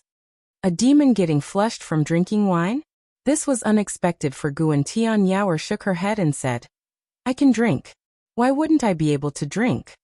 She saw Guan finish a bowl of spiritual wine, and naturally didn't want to admit defeat. Moreover, despite the heat it induced, she found the sensation quite pleasant and wanted to drink more. Guan was about to speak when he suddenly sensed something. He stood up saying, "You eat some meat first. I'll be back." As his words fell, he disappeared from where he stood. Tianyao picked up the wine jar again, licked her lips and took another sip. This time, she forced herself to endure the nasal sting and continued drinking. Under the dark night, amidst the continuous mountains, a rising and falling ridge appeared. On closer inspection, it turned out to be a giant snake with human features and legs. It was Chun's snake, who had previously appeared in the Wanji forest. Chun's snake was covered in blood, its breath weak, and its breathing sounded like muffled thunder. Around it, demon fog churned, with faint ghostly shadows approaching. Chun's snake's lively eyes were extremely fatigued, ready to close at any moment. Such powerful chi blood, an ancient species. A chilling laughter sounded, startling Chun's snake. It opened its eyes to see a figure floating above the demon fog in the distance. It was an old woman in a black robe, with 2 horns on her head and a pair of wings on her back. The black fur on her cheeks made her appear even more terrifying. The Heaven Phoenix Demon Mother gazed at Chun Snake with eyes full of greed. Chun Snake moved slightly but could not get up. The Heaven Phoenix Demon Mother began to approach Chun Snake, black demon energy swirling around her like 2 black dragons encircling Chun Snake's huge body. "If you don't want to die, turn and leave now." A voice came from Chun Snake's direction. The Heaven Phoenix Demon Mother stopped and squinted to see a little figure in white standing on Chun Snake's forehead, wearing a mask. The Heaven Phoenix Demon Mother sneered. "Who are you? Don't you know who I am?" Guan heard this, was about to answer, but then thought it was bothersome. So he waved his sleeve, and terrifying mana surged toward the Heaven Phoenix Demon Mother, instantly turning her to ashes. You successfully seized 203 years of lifespan from the Heaven Phoenix Demon Mother. Unification Realm, 9 layers. The Demon King that Tian Yaoer feared the most died under Gu An's hand, without any resistance. Chun Snake struggled to keep its eyes open and spoke weakly. Are you the mountain god?" Its voice was androgynous, barely audible. That day during the Ephemera sect battle, it was injured and saw the wooden figure. The wooden figure looked a lot like Guan now. Guan spoke. "Since you have saved lives, I will save you this once." He took out a bottle of elixirs he had already refined and poured them into Chun Snake's mouth. Chun Snake was seriously wounded and poisoned by the origin tree of Ephemera's ephemera poison, which could only be cured by the ephemera elixir made from ephemera. "Mountain God, someone has inherited the ephemera sect's power," Chun Snake said weakly. Its snake eyes glowed, revealing a figure. Guan focused his eyes, and his expression under the mask turned peculiar. How could it be him?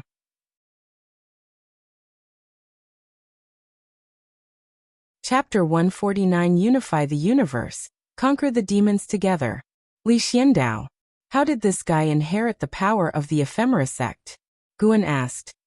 Inherit power? What kind of power does the ephemera sect have to inherit? Chun Snake answered with difficulty. The ephemera flowers spread all over the world absorb spiritual energy for the spirit of ephemera, which is also an ancient species. It can absorb the spiritual energy of the world through the ephemera flowers. Once it is merged with a living being, all the ephemera flowers will lose their vitality, leaving only the husks. The figure in its eyes was Li Xiandao, whose true form was revealed. Li Xiandao seemed to be communicating with someone, but no sound came out. Guan asked, "Are your injuries due to trying to stop him?" "That's right, he has the support of the mystic heart realm behind him, but he didn't kill me," Chun Snake replied. Guan asked, "Do you want me to kill him?" "If possible, it's best to cripple his cultivation level. The spirit of ephemera is ultimately an ominous entity. Then you should take good care of your injuries, and one day remove him yourself. Your poison will soon be gone." Guan replied casually, regardless of truth. How could he possibly listen to Chun Snake's words and cripple someone just like that? Chun Snake remained silent for a moment, then said, "I was being presumptuous." Guan then disappeared from its forehead. Chun Snake also possessed mystic heart realm cultivation. Once the poison was removed, even the demons of the heavenly Phoenix Mountain couldn't do anything to it. Sensing Gu An's disappearance, Chun Snake closed its eyes, and its breathing began to weaken. On the other side, Guan returned to the Nianchu cave, and was surprised to find Tian Yaoer already drunk, lying on the table. He picked up the jar and found it completely empty. This girl. Guan smiled helplessly, picked up Tian Yaoer, and walked towards the room.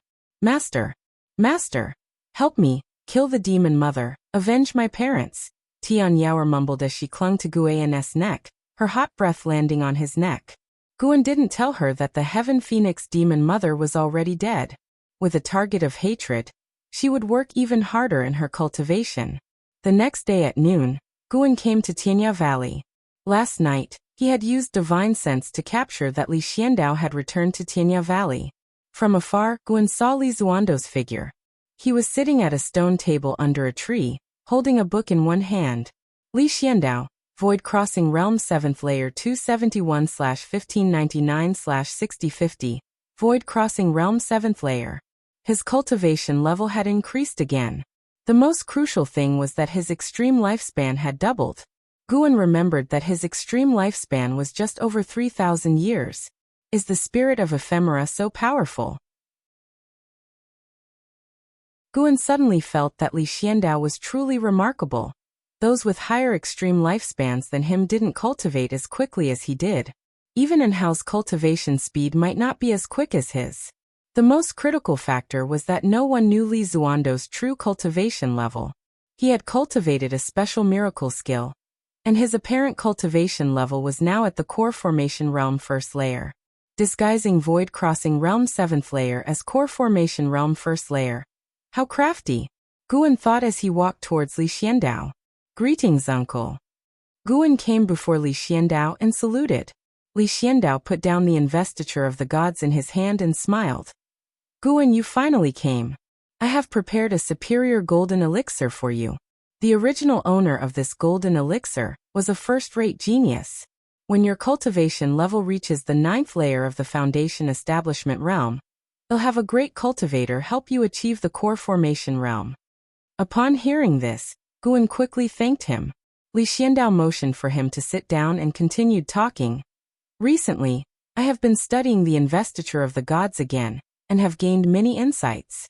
What do you think would have happened if King Zhou had befriended the Chan sect from the beginning? Guan replied. There are no what-ifs. Different natures lead to different choices. Many things are destined to happen. King Zhou was tyrannical, and the Chan sect might not have approved of his ways. Li Xiandao shook his head and said, that is too simplistic. I think the investiture of the gods carries deeper meanings. Has he become obsessed? Guan was suddenly unsure how to respond. He carefully sensed Li Zuando's aura, but did not detect any ephemera energy. He became intensely curious about Li Zuando's cultivation technique. His intuition told him that Li Zuando's technique was extremely powerful, possibly even stronger than LV Baishan's defying fate divine skill. Li Xiandao not only recruited talents everywhere, but had the support of the mystic heart realm behind him. Guan was very curious about how he managed it. Did he attract noble families with benefits, or did he apprentice under a high master? It was most likely the latter. Otherwise, how could a mystic heart realm great cultivator take an interest in an emperor? Li Xiandao began to speak about his understanding of the investiture of the gods, becoming more and more mysterious, and even analyzing the motives of its characters. Guan noticed that Iluyan and Lv had not returned. Lv previously had the remnant soul of the evil emperor of the ephemera sect. He suspected that Li Zuando's acquisition of the spirit of ephemera was related to Lv. After a long conversation, Li Xiandao reluctantly ended it, and then let Guan go to pick medicinal herbs. After Guan finished his tasks, he came to bid farewell to Li Xiandao. Before leaving, he curiously asked, Uncle, what is your purpose this time? Li Xiandao looked at his book and casually said, I am waiting for the Venerable Pavilion of the Supreme Sect to come to me. Venerable Pavilion? Guan became even more curious. Had Li Xiandao already attracted one of the 3 major families? He did not continue to ask. He let these people fight as long as it did not affect him. With his current cultivation level, if not invincible in the continent, at least in the 9 dynasties, no one could threaten him. His curiosity stemmed more from a spectator mentality. Standing on high, watching these people struggle, it indeed had a certain interest. After peace returned to the world, Guan's life resumed as usual. He traveled between various medicine valleys, occasionally visiting the outer sect city, chatting with friends in the city. To him, every day was interesting and not boring. In the blink of an eye, 5 years had passed. That summer, Guan turned 79. His lifespan had broken through 5 million years, inching closer to 10 million years. The mystic heart realm was no longer a secret. At least in the inner sect city, there were even people discussing the stories of great cultivators in the mystic heart realm. That day, Guan came to the inner sect city, and invited Wu Ju to a tavern for a drink. Wu Ju was very pleased with his visit. After each had drunk a jar of wine, Wu Ju said, Brother Gu, next month I have to leave. I probably won't come back for 10 years. Over the years, Wu Ju's extreme lifespan had not increased, possibly due to the tranquility of his days. Guan curiously asked, "Where are you going?" Wu Ju replied, "The current emperor has called for uniting the 9 dynasties and gathering the power of the world to resist the great demon calamity in decades. My master is sending me to support him." Zhou family. 5 years ago, Guan had become curious about which venerable pavilion Li Xiandao met with, so he used his divine sense to spy and discovered that the venerable pavilion was Wu Ju's master, Zhou Yu. After they met, Li Xiandao returned to the court and made a statement that shocked the world. "Unite the universe, jointly fight demons." Such arrogant words had been criticized by the Supreme Sect disciples, yet the events had defied their expectations. To everyone's surprise, the Supreme Sect sent disciples to support the dynasty, acting on behalf of Li Xiandao. This was clearly not LV Baitian's idea. Guan could sense that the atmosphere in the inner sect had become tense. It was worth noting that LV Baitian had not come to find Guan in the last 5 years. If he hadn't used his divine sense to check and confirm that LV Baitian was alive and well, in seclusion cultivating, he might have thought that LV Baitian had been forced into deviation again. "I have a disciple named Yi Yan. He joined the army many years ago. If you encounter him, please take good care of him." Guan smiled. Wu Ju patted his chest and smiled. "Of course, no problem. Your disciple is like my disciple." Guan raised his bowl, clinking it with Wu Ju's. They continued chatting, Wu Ju in high spirits, talking about his cultivation. He had gained deeper understanding of the Sunset Fist and Gale Shadowless Leg, saying he had developed stronger moves. Suddenly, Gu An's gaze shifted to the stairs on the 2nd floor. He saw a person walking up. Lord Way of the Heaven, Mystic Heart Realm 3rd Layer 3889/4500/4600, Mystic Heart Realm 3rd Layer. Guan glanced briefly before looking back, curious. Who is this person? He had lived for more than 3,800 years. In front of him, even the late ancestor Xian Tian would be a junior. Lord Way of the Heaven wore a blue robe and held a horsetail whisk. His beard reached below his chin, and his hair was coiled on top of his head. His aura was like the core formation realm, so he didn't attract the attention of other disciples. This kind of appearance was not uncommon in the immortal cultivation world. There were 2 people similar to him just on the inn's 2nd floor. Lord Way of the Heaven scanned around, his gaze landing on Wu Ju. He walked over and asked with a smile, "Could the 2 young friends allow this poor Taoist to join you?" Wu Ju frowned and looked at Guan. Guan smiled. "Since we are fellow disciples, how could we refuse? Taoist friend, please sit." Lord Way of the Heaven stroked his beard with a smile and sat down. He introduced himself. "This poor Taoist's surname is Wei, not a disciple of the Supreme Sect, just a visitor. Today, seeing the 2 of you, I felt a sense of familiarity and came to disturb you." His words made Wu Ju's frown even deeper. In Wu Ju's early life, the Supreme Sect had experienced several upheavals due to spies, so he had a strong aversion to cultivators from other sections. Guan asked, "Which sect do you belong to, Brother Wei?" Lord Way of the Heaven looked at Guan and smiled. "This poor Taoist comes from the 7-star spirit realm. Have you 2 heard of it?" Guan shook his head. Wu Ju replied unhappily, "What exactly are you trying to find out? Just say it plainly and don't disturb our drinking." Lord Way of the Heaven shook his head with a laugh. He took out a green jade from his sleeve, placed it on the table, and pushed it in front of Wu Ju. "This poor Taoist sees that you have outstanding potential, a spiritual presence at the top of your skull. You are destined to join our 7-star spirit realm, and wish to invite you to cultivate there." He turned to look at Guan, who also looked at him expectantly, but he just smiled and nodded, politely but awkwardly. Guan maintained a smile and didn't speak. Wu Ju huffed. 7-star spirit realm? Never heard of it. Am not going. Lord Way of the Heaven stroked his beard, laughing to himself without speaking, as if laughing at Wu Ju's ignorance. This attitude made Wu Ju even more unhappy. He glared at him, his hands already clenched into fists. Lord Way of the Heaven laughed. "My young friend, Do you know how many people in the 9 dynasties would want to join the 7 stars spirit realm? Even if it was just for a few years of cultivation, they would eagerly and desperately go. Hearing this, Guan suddenly thought of the holy land that Ji Xiaoyu had gone to. Could the 7 stars spirit realm be the legendary Holy Land?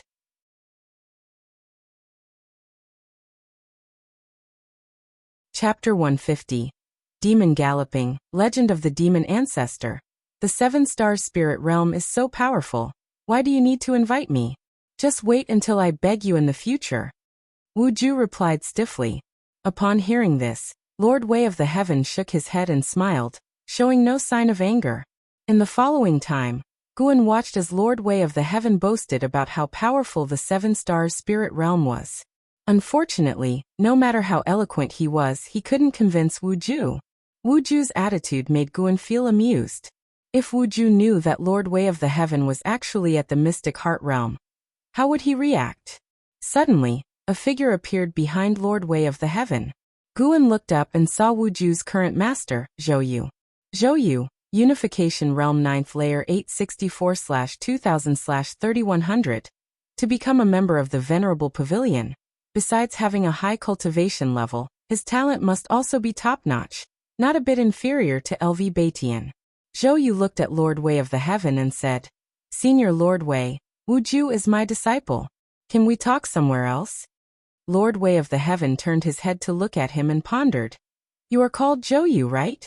That's right. 500 years ago, I cultivated under your knee for several years. Zhou Yu's tone was slightly respectful.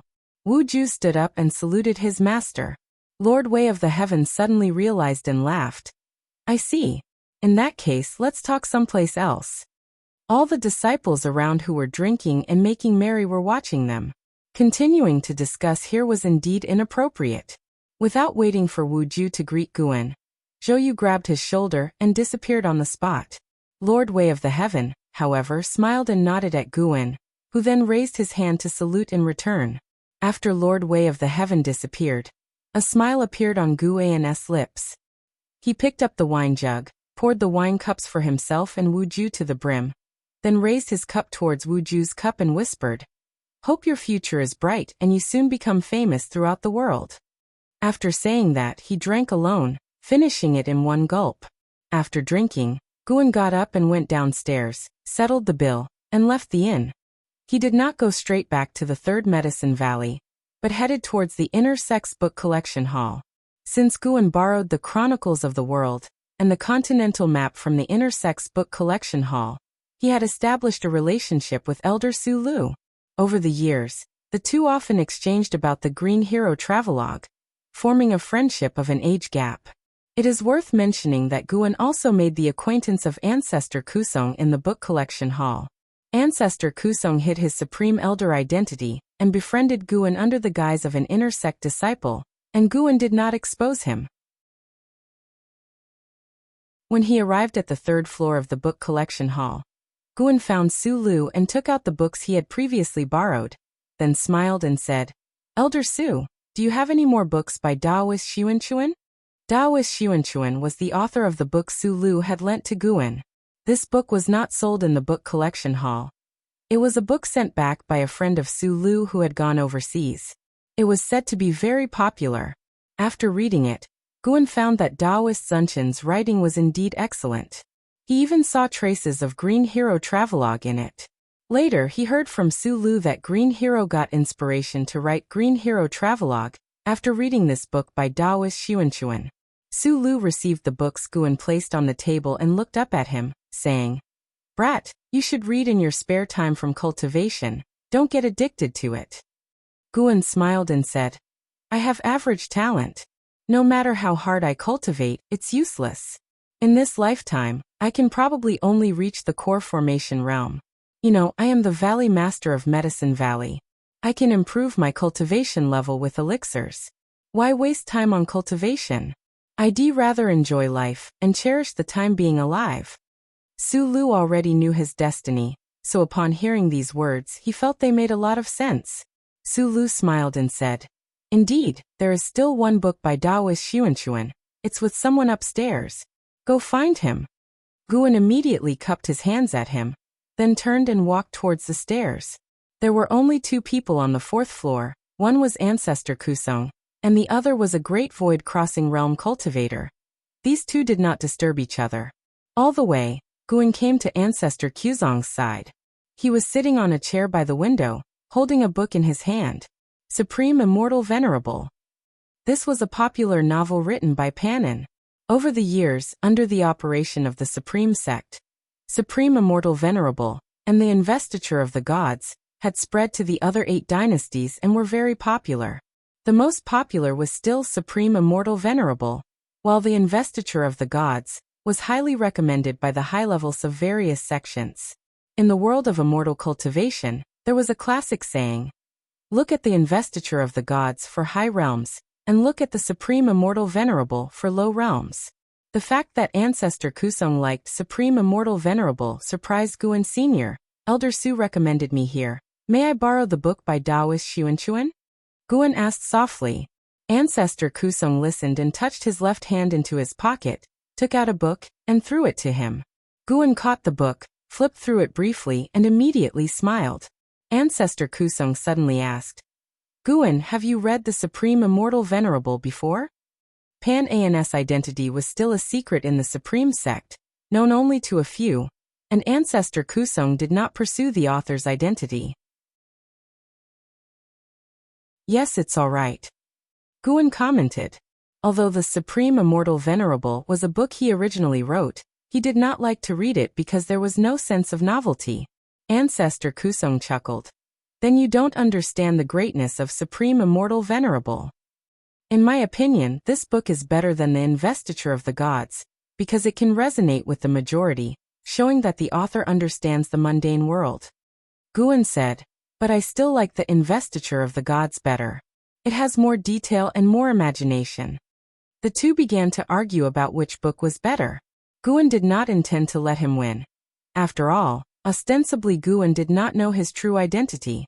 They were friends with a significant age difference but shared a common interest.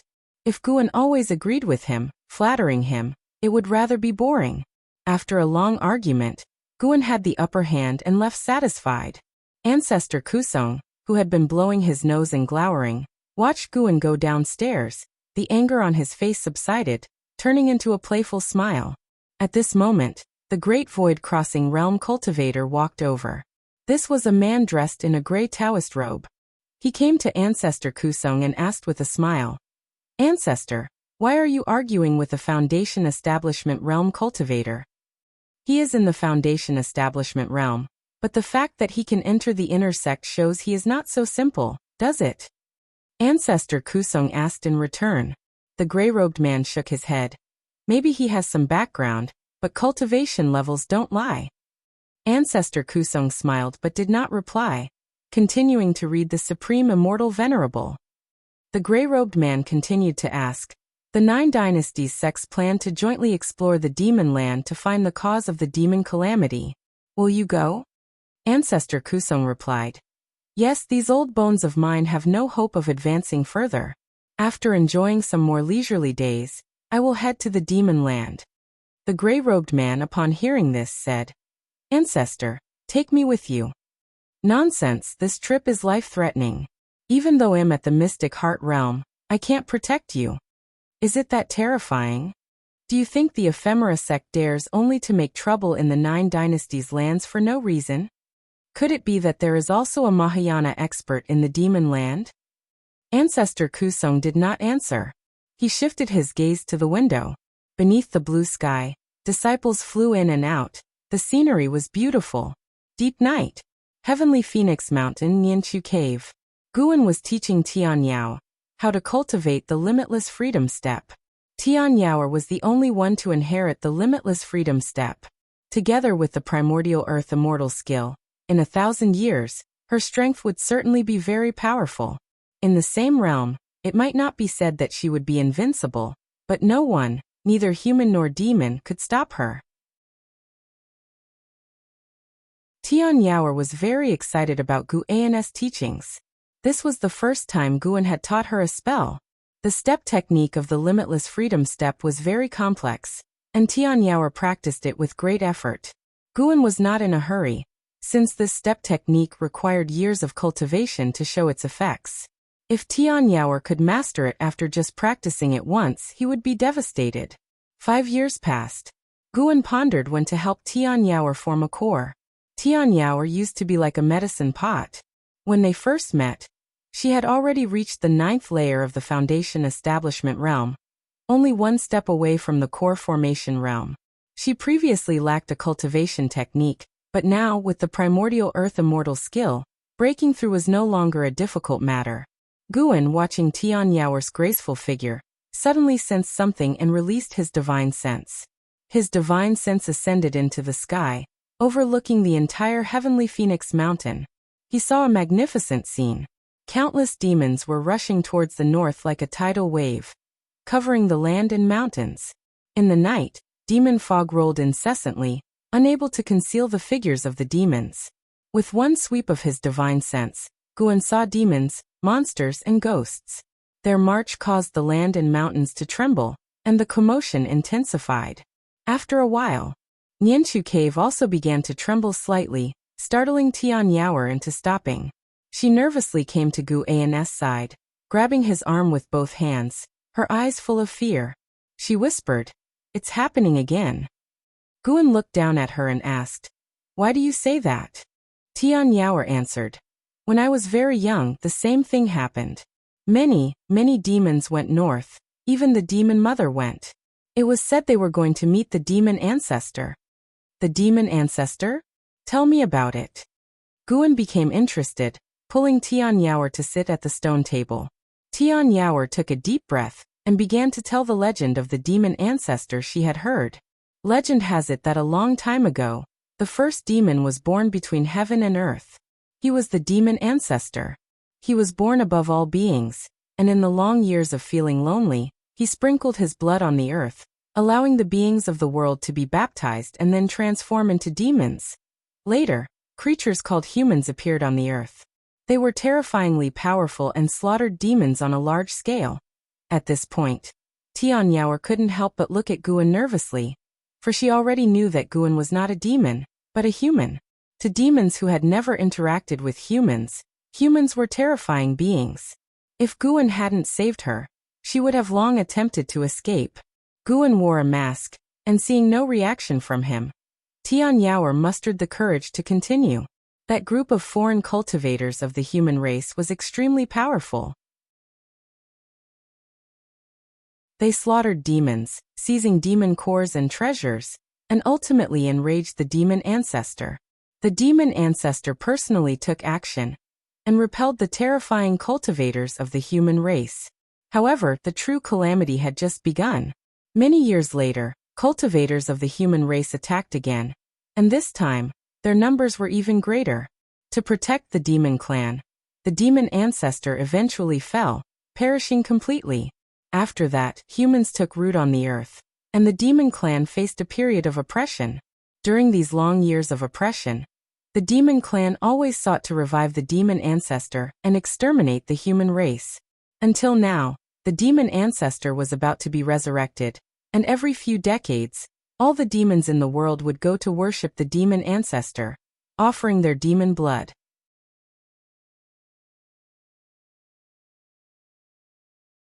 Chapter 151. Ridge of 10,000 Demons. Person of heavenly destiny listening to the legend of the demon ancestor. Guan felt an odd sensation within. So, the 9 dynasties on the continent were the invaders? No wonder the Holy Land didn't assist the 9 dynasties. But Guan didn't ponder too much. He wouldn't sympathize with the demon clan or blame the 9 dynasties over this. The fight for survival had never been defined by good and evil. Besides, there might have been other races on this continent before the demon clan emerged. The evolution of heaven and earth had always been about survival of the fittest, the old being replaced by the new. As a human, Guan naturally had to consider things from the perspective of the human race. If one had a sense of righteousness, one wouldn't annihilate the demon clan completely. In fact, the human race and demon clan could coexist. In the immortal cultivation world, the presence of demons was common. Demon pets had become an indispensable element for most cultivators. In some sects, powerful demon creatures could even become guardian deities, worshipped by cultivators. After Tian Yaoer finished speaking, she looked nervously at Guan and suddenly grabbed his left hand. Master, can't humans and demons really coexist? Why must it always be a fight to the death? Although she feared humans, she didn't dislike them because she had never encountered humans since childhood. On the contrary, those who persecuted her were from the demon clan. Guan withdrew his hand, saying, "It's not just about races in this world. To become stronger, one inevitably walks the path of struggle. Rather than worrying and feeling sorrowful, it's better to focus on cultivation because your enemies won't sympathize with you. If you wish to sympathize with others, you must become powerful enough."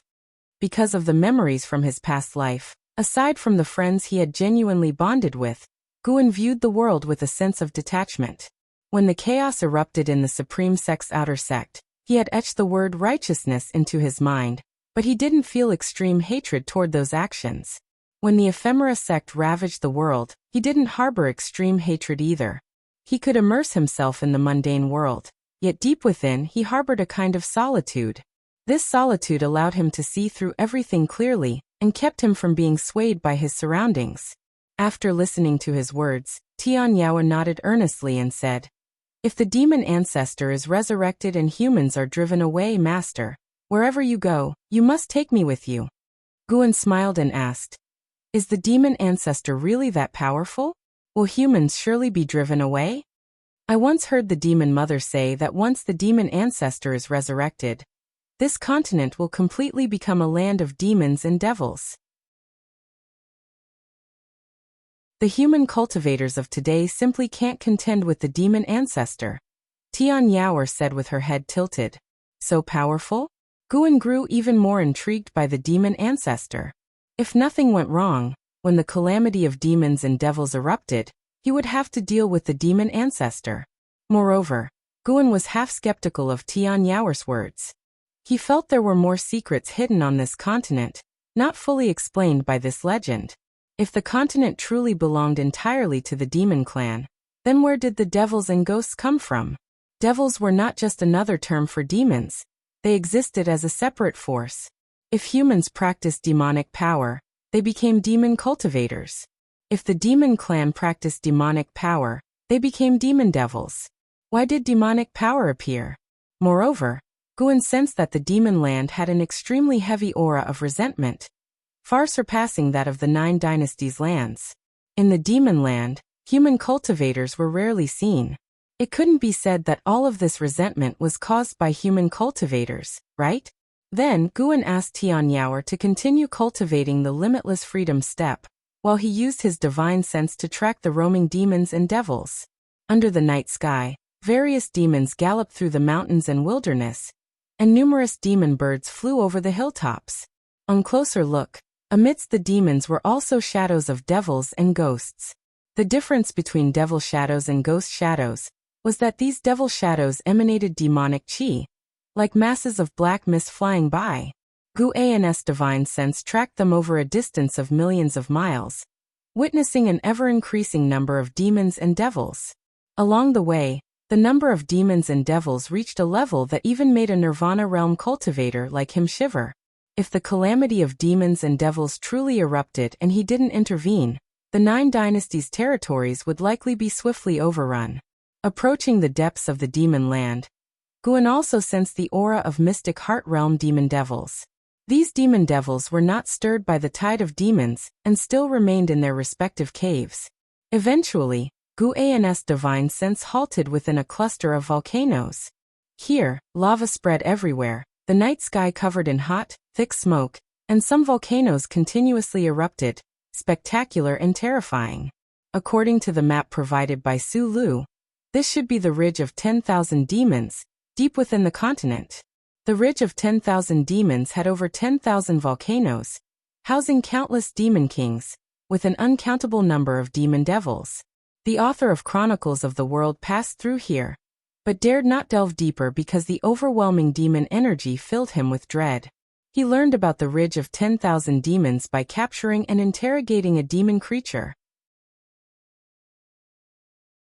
Guan could feel the aura of thousands of Unification Realm beings, and more than 20 Mystic Heart Realm beings, including a Great Ascension Realm presence here. At this moment, countless demon devils within the ridge of 10,000 demons were also rushing northward. Guan didn't continue probing north, not because his divine sense couldn't extend further, but because there were already Great Ascension Realm demon devils here. The demon ancestor was likely beyond the Great Ascension Realm.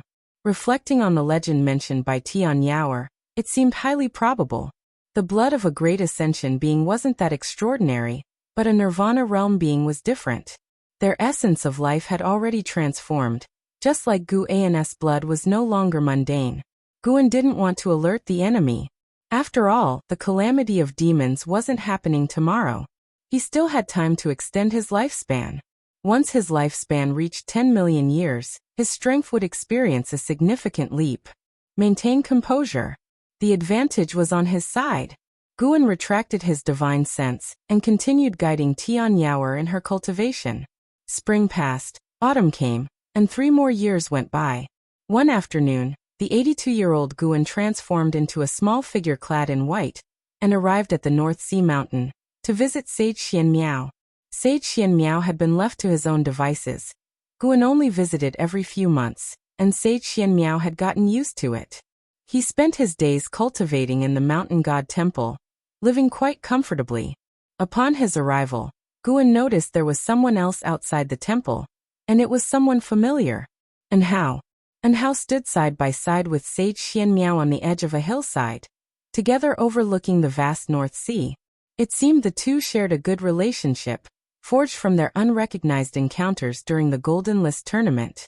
And Hao had already broken through to the first layer of the nascent soul realm. And he wasn't yet 50 years old. It looked like Hao had great potential to surpass the breakthrough speed of Li Xiandao. Your cultivation speed is already fast enough. What you need now is to calm your mind, Sage Xian Miao said, his tone rather helpless. Before participating in the Golden List tournament, he truly believed his talent was unrivaled in the world. Being defeated by Hao didn't leave him despondent. Rather, he felt fortunate. He was glad to have met Hao, which allowed him to recognize his own limits early on, and thus cultivate better. Hao stood tall, his arms crossed over his chest, his handsome face with loosely tied long hair, exuding both a free-spirited aura and the demeanor of a prodigy. He chewed on a blade of grass, softly laughing. I don't feel that my cultivation speed is very fast. For some reason, since I started cultivating, I've constantly felt a sense of urgency. If I don't hasten my cultivation, disaster will surely befall me. He gazed at the North Sea's surface, his eyes profound. Seeing the kid who, back then, wasn't even up to his shoulder, now growing into such a figure, Guan felt a great sense of accomplishment. If it weren't for him, Hao would have long perished in the jaws of demons. Moreover, he had guided Hao in his cultivation, so he deserved to feel this sense of achievement. Hearing Hao's words, Guan thought of the limit of one's lifespan. Could it be that geniuses like Hao could sense the existence of heavenly destiny? If he couldn't achieve nirvana within 10,000 years, he would eventually die. Sage Xian Miao sighed. Since that's the case, let me guide you. Previously, while passing through Tianwei, my treasure guided me to the ruins of a great cultivator's cave abode. However, the restrictions inside were complex, and I couldn't comprehend them at the time, so I set it aside and came to participate in the Golden List tournament. You can try, as there are great opportunities inside. Upon hearing this, Hao couldn't help but ask for the exact location of the cave abode ruins. Sage Xian Miao took a map from his storage bag and handed it to Hao. After chatting a while longer, Hao prepared to leave. Before departing, he reminded, the hateful Heaven Divine Sword has been causing quite a stir in the immortal cultivation world recently. The Sword Master has already turned to demonic cultivation and learned an evil art, killing more and more people. Be careful in these deep mountains so he doesn't catch you. If the mountain god is always drowsy, no one can save you. Sage Xian Miao laughed. I am at the 5th layer of the Divinity Transformation realm. The hateful Heaven Divine Sword hasn't yet killed a Divinity Transformation cultivator. Hao shook his head with a wry smile, waved his hand, and turned to leave. He leaped, a flying sword emerging from his waist. He stepped onto it and quickly vanished at the edge of the North Sea. Sage Xianmiao watched for a while, then turned back to the temple. Just as he entered the courtyard, he heard the voice of the mountain god. This boy's root bones are extraordinary, and his chi fortune is remarkable. Looking up, he saw the mountain god sitting on the temple's eaves, watching Enhao's departing figure. Sage Xianmiao smiled and said, "His talent is indeed unparalleled. My master once said that the supreme sect would give birth to a genius capable of changing the world. And perhaps it's him." Guan chuckled upon hearing this. "So the Three Pure Ones mountain is this impressive?"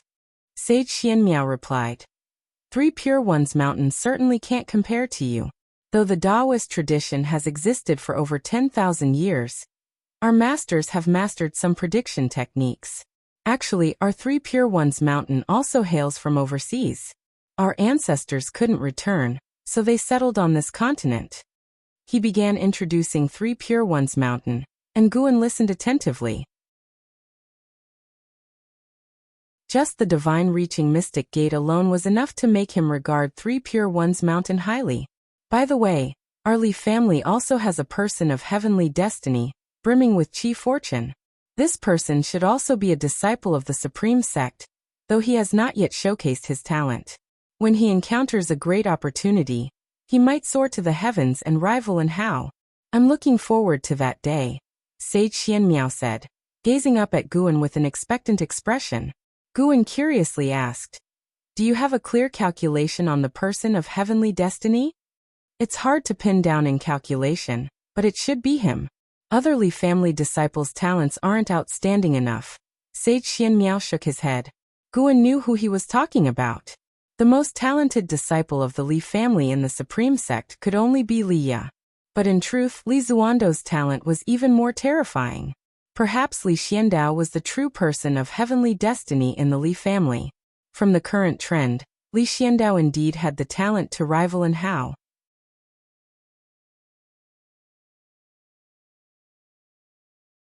Chapter 152 Master, Save Me.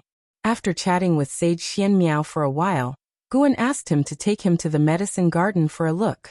Sage Xianmiao had planted a medicine garden at the foot of the mountain, quite large in scale, managed by a few minor demons. Guan began to pick the ripe medicinal herbs and lectured Sage Xianmiao with a bunch of grand principles. Sage Xianmiao listened very attentively to the principles of the mountain god, feeling that every word contained the true meaning of Tao. After picking, Guan took only half, leaving the other half for Sage Xianmiao to refine elixirs and cultivate. Although it was not the first time this happened, Sage Xianmiao was moved every time. Even though he was a servant serving for a lifetime, he was actually cultivating under the mountain god's guidance, which was a great blessing.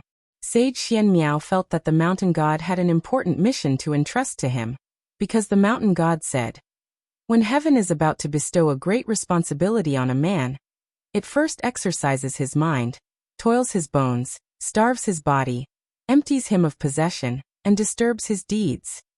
The planting of medicinal herbs might not be something the mountain god needed, but rather a way to temper his character. Regarding the mission that the mountain god wanted to pass on to him, he had a bold guess, and every time he thought of it, he couldn't help but feel restless and tried not to think about it. The medicine garden of the mountain god temple had not yet become a stable source of lifespan for Guan. He now mainly relied on Mystic Valley, 8 scenic caves, 3rd Medicine Valley, Tianya Valley, and Yanchu Cave. Each year, he could obtain nearly 200,000 years of lifespan, although there were occasional fluctuations. His lifespan had already exceeded 5,600,000 years. If nothing unexpected happened, he would reach 10 million years in 20 years. The great calamity of the demons and monsters was unlikely to erupt within 20 years. According to the predictions within the Supreme Sect, it would take at least 50 years for the great calamity of the demons and monsters to erupt.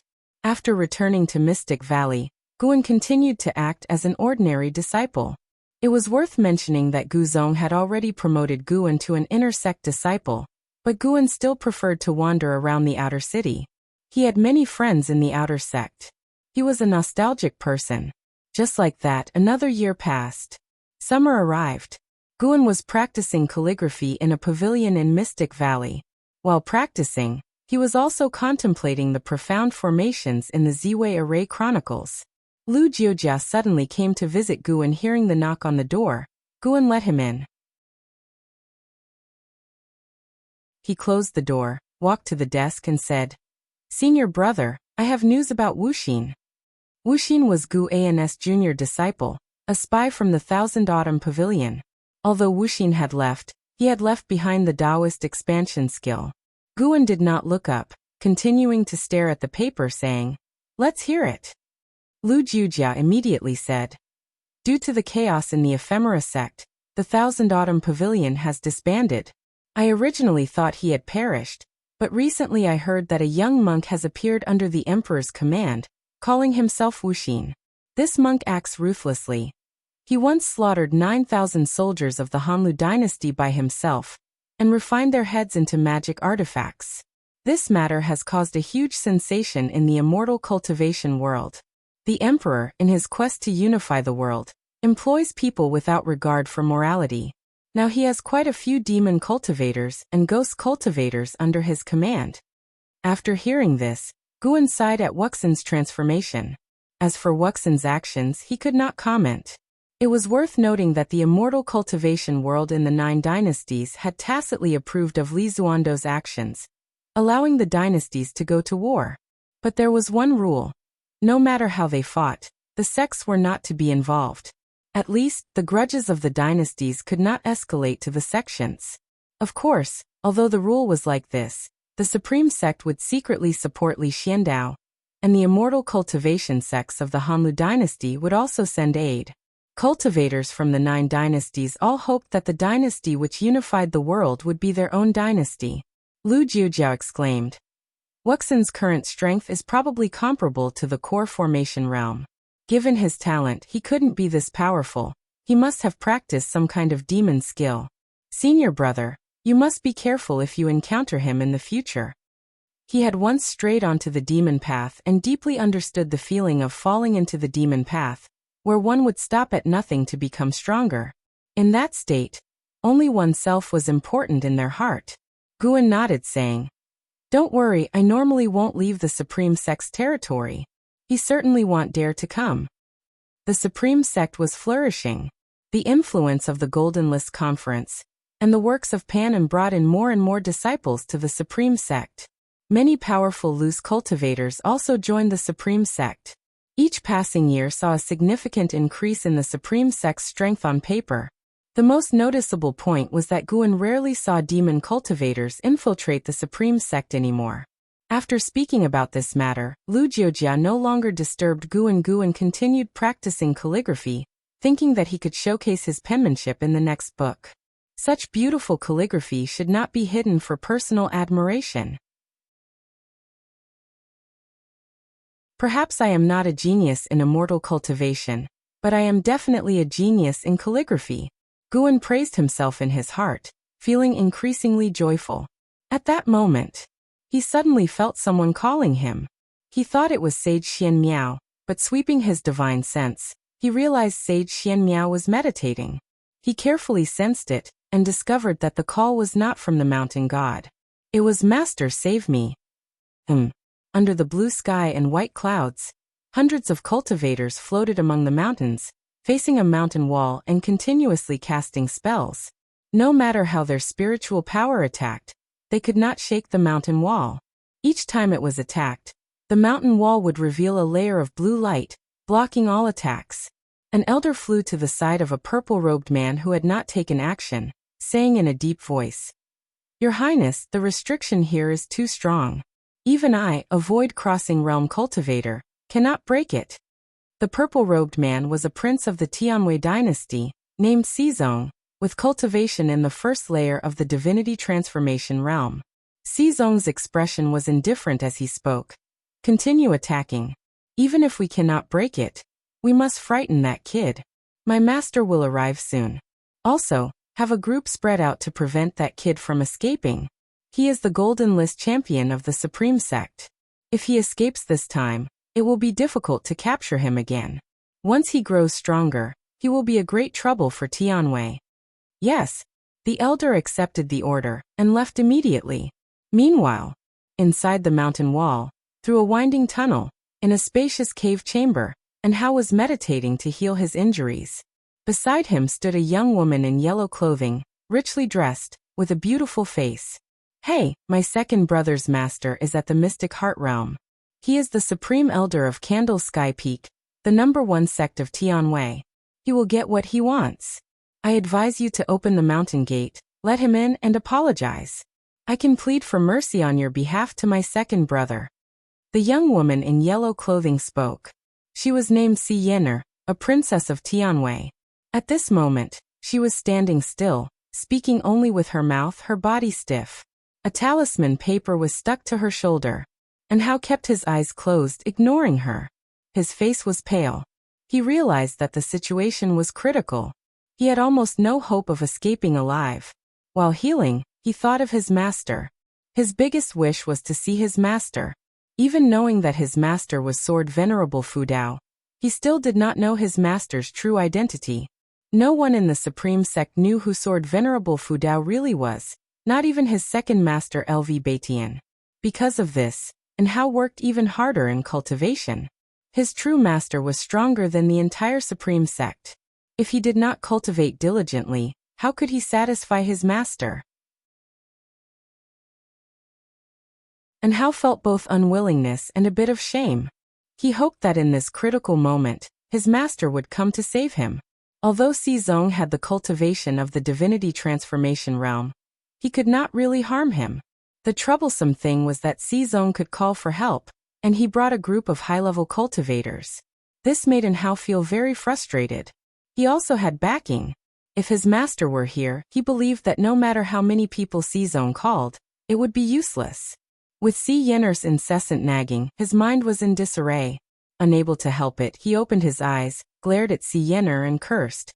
If you keep talking, be careful I don't strip you and have my way with you before I die. At these words, Si Yener's face turned pale. She quickly shut her mouth, staring at him with large, aggrieved, and angry eyes. Cough cough. Enhao's anger caused a backflow of blood, leading to a fit of coughing. He disliked spitting blood, so he swallowed the backflowed blood, enduring the discomfort. Soon he calmed down and continued to practice and heal his wounds. An ancient hour later, Si Yener couldn't help but ask, "Hey, Enhao, do you think that statue is the statue of the cave owner?" Following her gaze, one could see a stone statue standing in the center of the cave chamber. It depicted an elderly man standing on a tortoise, holding a wooden staff, with a hunched back and a kindly face. Although it was a stone statue, it had a feeling of coming to life. With eyes closed, Enhao responded, "Perhaps." Suddenly, he thought of something and immediately stood up, walking to the statue. He began to circle the statue, carefully observing. "Did you discover something?" Si Yener asked curiously, and Enhao did not answer her. At that moment, a terrifying pressure descended, halting Enhao's steps and turning his face pale. Si Yener was similarly frightened. "Master, you have finally arrived." From outside came Si Zong's delighted shout. He deliberately spoke loudly, clearly for Enhao and Si Yener to hear.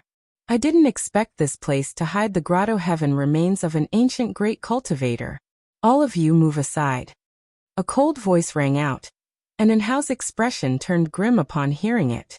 Si Yener gloated. "Hey, are you afraid now? Quickly unseal me. Otherwise, when they break in, you will surely die." Rumble. The cave chamber shook violently, sand and dust fell, as if it would collapse at any moment.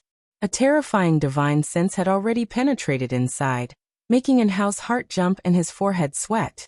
No matter how talented he was, he could not be a match for the Mystic Heart Realm. Not to mention Mystic Heart Realm. Even a void crossing realm could crush him. At this moment, Enhao could not remain calm. He clenched his fists, inexplicably thinking of his master's figure. "Damn it! Master, save me." Enhao gritted his teeth, muttering under his breath. Si Yener laughed gleefully upon hearing this. "Isn't your master the sect leader of the Supreme Sect? It said he is only at the Unification Realm. He's not a match for my brother's master." Besides, he's far away in the Supreme Sect. He couldn't possibly come to save you. And Hao glared at her, shouting angrily. The master I speak of is not LV Batian. Si Yenner pouted and asked. Do you have a mystic heart realm master then? Aye. And Hao could not answer because he had promised his master not to reveal his master's existence. At that moment, a hand pressed on Hao's shoulder, startling him. Then he heard a voice that made his eyes redden. Silly disciple, it's only been how many years, and you're already calling for me to save you.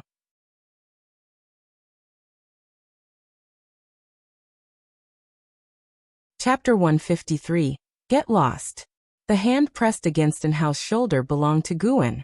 Hao turned his head cautiously, and upon seeing Guan, the joy in his heart erupted completely. Master! Hao couldn't help but turn around and embrace Guan. Although Guan was still wearing a mask and his attire was different from before, Hao recognized him at a glance as his master. Guan suddenly disappeared, causing Hao to stumble forward a step. He looked back to find Guan 7 steps away, which made him sigh in relief. For a moment when his master disappeared, he thought he had fallen into an illusion. Tell me what happened, Guan asked. The mountain was still trembling, but with Guan's arrival, Hao didn't feel any panic. Instead, he was very excited and began narrating the whole feud. Guan listened carefully. Not far away, Si Yenner stared at Guan with eyes full of curiosity. This person is Hao's master? How did he get in here? During his narration, Hao couldn't resist using his divine sense to probe Guan's true face, but the power within the mask rebounded his divine sense, making him feel a thrill of fear. Guan remained silent, which made Hao feel ashamed. He dared not offend his master any further, and concentrated fully on recounting his grudge with Prince Xizong of the Tianwei dynasty. 2 months ago, he found this cave ruin site based on the map given by Sage Xianmiao. However, he couldn't enter it. After struggling for a month, he went out for further training, and then met Xizong and Si Yenner. Xizong had participated in the Golden List competition back in the day, and even made it to the top 10. The two had been rivals. Upon meeting again, they hit it off, making Hao think he had made a close friend like Sage Xianmiao. So the three shared pleasant times traveling and sightseeing. Later, Hao shared the opportunity with Xizong and his sister.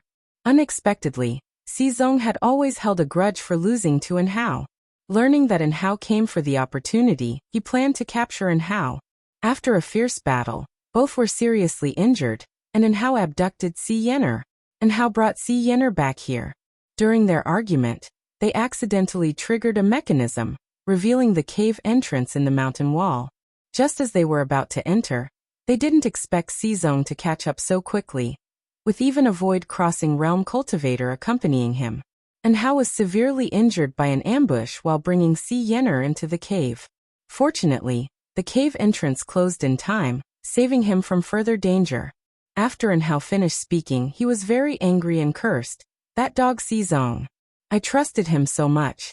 I must have been blind. Si Yenner pursed her lips but didn't speak up for Xizong, as she also disapproved of his actions. Boom.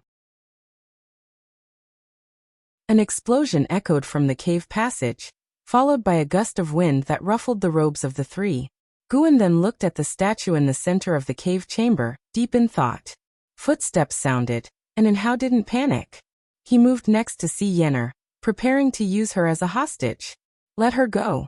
There's no need to use a woman as a threat, it's meaningless. Guan's voice rang out. Si Yenner immediately beamed, quickly saying, Thank you, Senior, you are indeed wise. Hao glared at her, but obediently removed the talisman paper from her body. As soon as the talisman paper was removed, Si Yenner regained control of her body and sighed in relief. She didn't run toward the cave passage but stood beside Hao. Just then, a group of cultivators came through the cave entrance, led by Xizong. Behind him was a man in a black robe with golden patterns, an imposing presence, half-white hair, a handsome face, and cold eyes exuding an indescribable pressure. Xizong's gaze fell on Guan, his brows furrowing. He raised his hand in greeting and asked, May I ask who you are, Daoist friend, and why are you here? Si Yenner spoke up. Second brother, he's Hao's master. Let's end this matter here. Master? Zong's frown deepened and he asked, "Are you Sect Master LV?" Guan glanced at the black-robed man behind Zong and performed lifespan detection. Ancestor Xingyan, Mystic Heart Realm 2nd Layer 1904/4400/4600. The Tianwei dynasty truly hid dragons and crouching tigers. It's unclear if this person had been cultivating in Tianwei all along, or if he returned from overseas due to the ephemera sect. Guan spoke. "I am not LV Baitian. This cave was found by my disciple first. I advise you all to leave it at that." The cultivators behind Zong were taken aback, surprised by this person's firm attitude. And Hao grew excited and looked at Zong provocatively. Ancestor Xingyan stepped forward, standing in front of Zong. He scrutinized Guan, asking, "May I know your name, Taoist friend? Why not show your true face?" His divine sense couldn't penetrate Guan's mask, making him wary of Guan. But only a little. After all, he was a Mystic Heart Realm cultivator. He had fought other Mystic Heart Realm experts during his battles with the ephemera sect, with mixed results. As a fellow Mystic Heart Realm cultivator, he couldn't be killed. Unless this person was as powerful as the ephemera sect hierarch at the Mahayana realm. Mahayana realm? Ancestor Xingyan didn't believe it. If there was such a powerful existence, why hadn't he heard of it before? Guan turned to Ancestor Xingyan and uttered one word, "Scram." Scram. Everyone's faces changed drastically, especially those on Zong's side. They knew Ancestor Xingyan's background. Audacious. How dare you speak rudely to a great cultivator of the Mystic Heart Realm? An elder scolded angrily, while Ancestor Xingyan laughed coldly. And Hao was extremely excited. As expected of his master, how domineering. Yener looked at Guan, feeling that his arrogance stemmed from genuine confidence. Just as Ancestor Xingyan was about to speak, Guan sighed and muttered, "Annoying." As the words fell, Guan suddenly waved his sleeve. Mana burst forth, transforming into a strong wind that swept towards Ancestor Xingyan, Zong and the others. His actions were too fast for anyone to react. As the strong wind passed, Ancestor Xingyan and the others turned to ashes, and their storage bags and rings fell to the ground. The cave chamber instantly fell silent. And Hao's eyes widened, and Yener froze, rubbing her eyes in disbelief. A series of messages appeared before Guan's eyes, indicating that killing 57 cultivators had granted him over 1,200 years of lifespan. Guan ignored Hao and Yener's shock, then approached the statue. The Mystic Heart Realm dead? Yener muttered, beads of cold sweat forming on her forehead as she instinctively felt fear. And Hao was stunned for a while, then cheered and ran to Guan's side, excitedly saying, "Master, how are you so powerful? What is your true realm? Are you at the Mahayana realm as mentioned by the ephemera sect hierarch?" Mahayana realm. These three words made Yener's heart race. She could no longer think about Zong's death. As her heart was filled with fear and anxiety, she immediately ran towards the cave's entrance. And Hao just glanced at her and didn't stop her. After Guan's earlier display, he felt incredibly confident. Even if the entire Tianwei dynasty surrounded their master and disciple duo, it would be courting death. Guan paid no attention to Hao. Seeing his master examine the statue, Hao dared not interrupt, standing obediently by the side. He looked at Guan with intense admiration in his eyes. He couldn't help but activate his spiritual power, stimulating his senses to ensure he wasn't dreaming. With such a powerful master, could he have destroyed the ephemera sect without the mountain god's intervention? Such a thought crossed Hao's mind, and his admiration for Guan deepened. Before long, Yener returned. It turned out she wasn't escaping but rather telling the outside cultivators to leave quickly to avoid dying because of Zong. She quietly waited beside Hao. Hao frowned at her, and she raised her face defiantly and glared at him. At this moment, Guan raised his hand and struck the statue with a palm.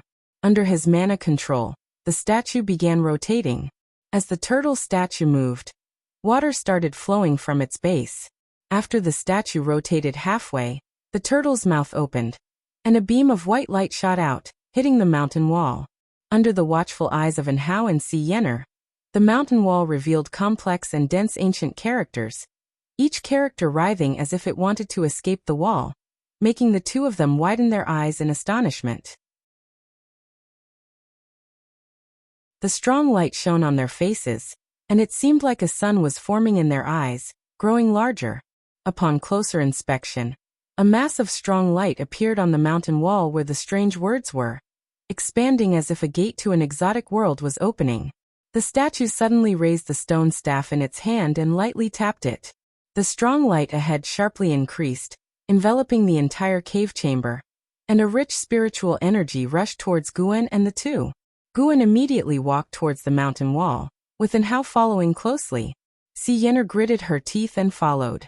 Within the strong light, An Hao couldn't cast spells, and even his divine sense couldn't spread out, forcing him to forge ahead. After about 10 steps, he suddenly bumped into someone and quickly stopped. Just as he was about to speak, the strong light before him faded, restoring his vision. What came into his view was a magnificent and beautiful world. They stood on a cliff, in front of boundless green mountains, with a blue sky and interwoven white clouds. Such rich spiritual energy. An Hao was drawn to the area's spiritual energy, and couldn't help but take a deep breath. "What is that?" Si Yenner exclaimed, pointing to the distant forest. An Hao turned his head and followed her direction, seeing the trees swaying as if a gigantic beast was moving through them a few miles away. "This is truly blessing."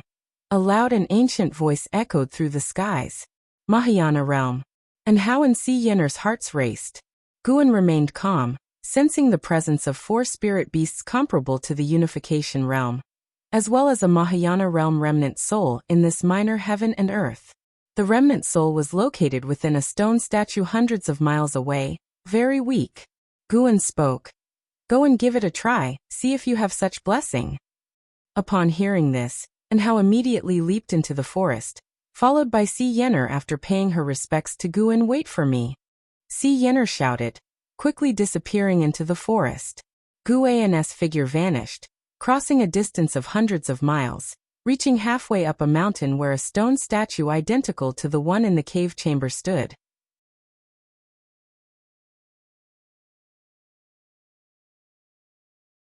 Chapter 154. Gathering Ascenders on the hillside.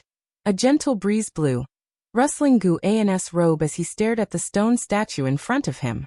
His divine sense had already penetrated the statue, capturing the residual soul within. This residual soul looked exactly like the stone statue, representing an old man. The soul body was curled up as if in a deep sleep. Earlier, the sound was triggered by some kind of restriction that activated whenever any living being entered this cave mansion. Moreover, during his investigation, Guan discovered that there were other transmission arrays in this minor heaven and earth within the cave mansion. Including the one they came through, there were a total of 8 transmission arrays, each corresponding to different directions, which led him to speculate more about this cave mansion. A Mahayana cultivator's cave mansion. Guan raised his hand, drawing out the residual soul from within the stone statue. A ball of light appeared in his palm. Taoist Starmaster, Mahayana Realm 3rd Layer 0/0/0 all zeros? Did this mean Taoist Starmaster was truly dead? He immediately sent his divine sense into the residual soul of Taoist Starmaster, performing the soul-capturing skill to search for memories. Rumble. In the distance came earth-shaking sounds, the noises of An Hao and Si Yenner battling, entangled with a group of wooden puppets. Guan didn't turn around, focusing on soul-searching. An ancient hour later, the residual soul in Guan's hand dissipated into smoke. Taoist Starmaster had indeed long perished, leaving behind a residual soul in hopes of revival, or taking over a body. However, the secret technique he used to preserve his soul couldn't withstand the erosion of time. Over the long years, his soul power was completely exhausted, leaving only a soul shell with some memories. Taoist Starmaster came from the 7 Stars spirit realm, regarded as the holy land of this continent.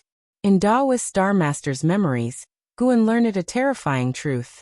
The demon ancestor actually originated from the 7 Stars spirit realm. Taoist Starmaster and several sect mates were ordered to bring the demon ancestor out, to nurture and have him create the demon clan. Later, for unknown reasons, Daoist Star Master left the Seven Stars Spirit Realm, journeyed south to the sea to escape the continent, but was ambushed by other cultivators from the Seven Stars Spirit Realm, severely injured, and finally hid in the Tianwei to open a grotto heaven, from which he never emerged until his final moment. Guan didn't see the true form of the demon ancestor from his memories. The demon ancestor was sealed in a wooden box, deeply feared by Daoist Star Master and his sect mates. After placing the box down, they immediately left, unsealing it remotely and quickly fleeing. However, when the wooden box was unsealed, the skyrocketing demon energy left a profound impression on Daoist Star Master. Apart from these memories, the rest were scenes of Daoist Star Master nurturing spirit beasts within the grotto heaven. The demon ancestor being related to the Seven-Star Spirit Realm greatly differed from the legends Tian Yaoer had heard. Various possibilities filled Guan's mind, but he had no desire to investigate further. Daoist Star Master was a Mahayana cultivator, indicating the likely presence of immortals within the Seven-Star Spirit Realm. At this stage, he absolutely could not appear on the Seven Stars Spirit Realm's radar. His greatest advantage was having no grudges or enemies, allowing him to steadily grow stronger. With that thought, Guan turned around, ready to harvest the medicinal herbs here and transport a batch of heavenly treasures away. By dusk, Guan returned to the Third Medicine Valley. This afternoon's harvest extended his life by over 300,000 years. He could continue the harvesting in the future, as the grotto heaven was vast and had become a self-sustaining ecosystem, so he didn't uproot everything. How could he be short-sighted and destroy a place that could continuously extend his life just for temporary greed? The plants that could extend his life must contain spiritual power or spiritual energy, essentially ranking as heavenly treasures. The majority of plants in the grotto heaven were ordinary, and the dense spiritual energy was due to the cave mansion's restrictions that prevented leakage. And Hao and Si Yenner were still inside that cave mansion, making friends with the spirit beasts there, facing no danger for now. Daoist Star Master left behind cultivation techniques and divine skills in the grotto heaven, enough for Hao and Si Yenner to explore for years. As soon as he returned to the pavilion, Lu Lingjun came to see him. With the door closed, Lu Lingjun sat down at the table and said, "Don't wander around every day. Today, I felt a strong divine sense coming from the outer gate city. The moment it sensed mine, it withdrew. I couldn't trace its whereabouts."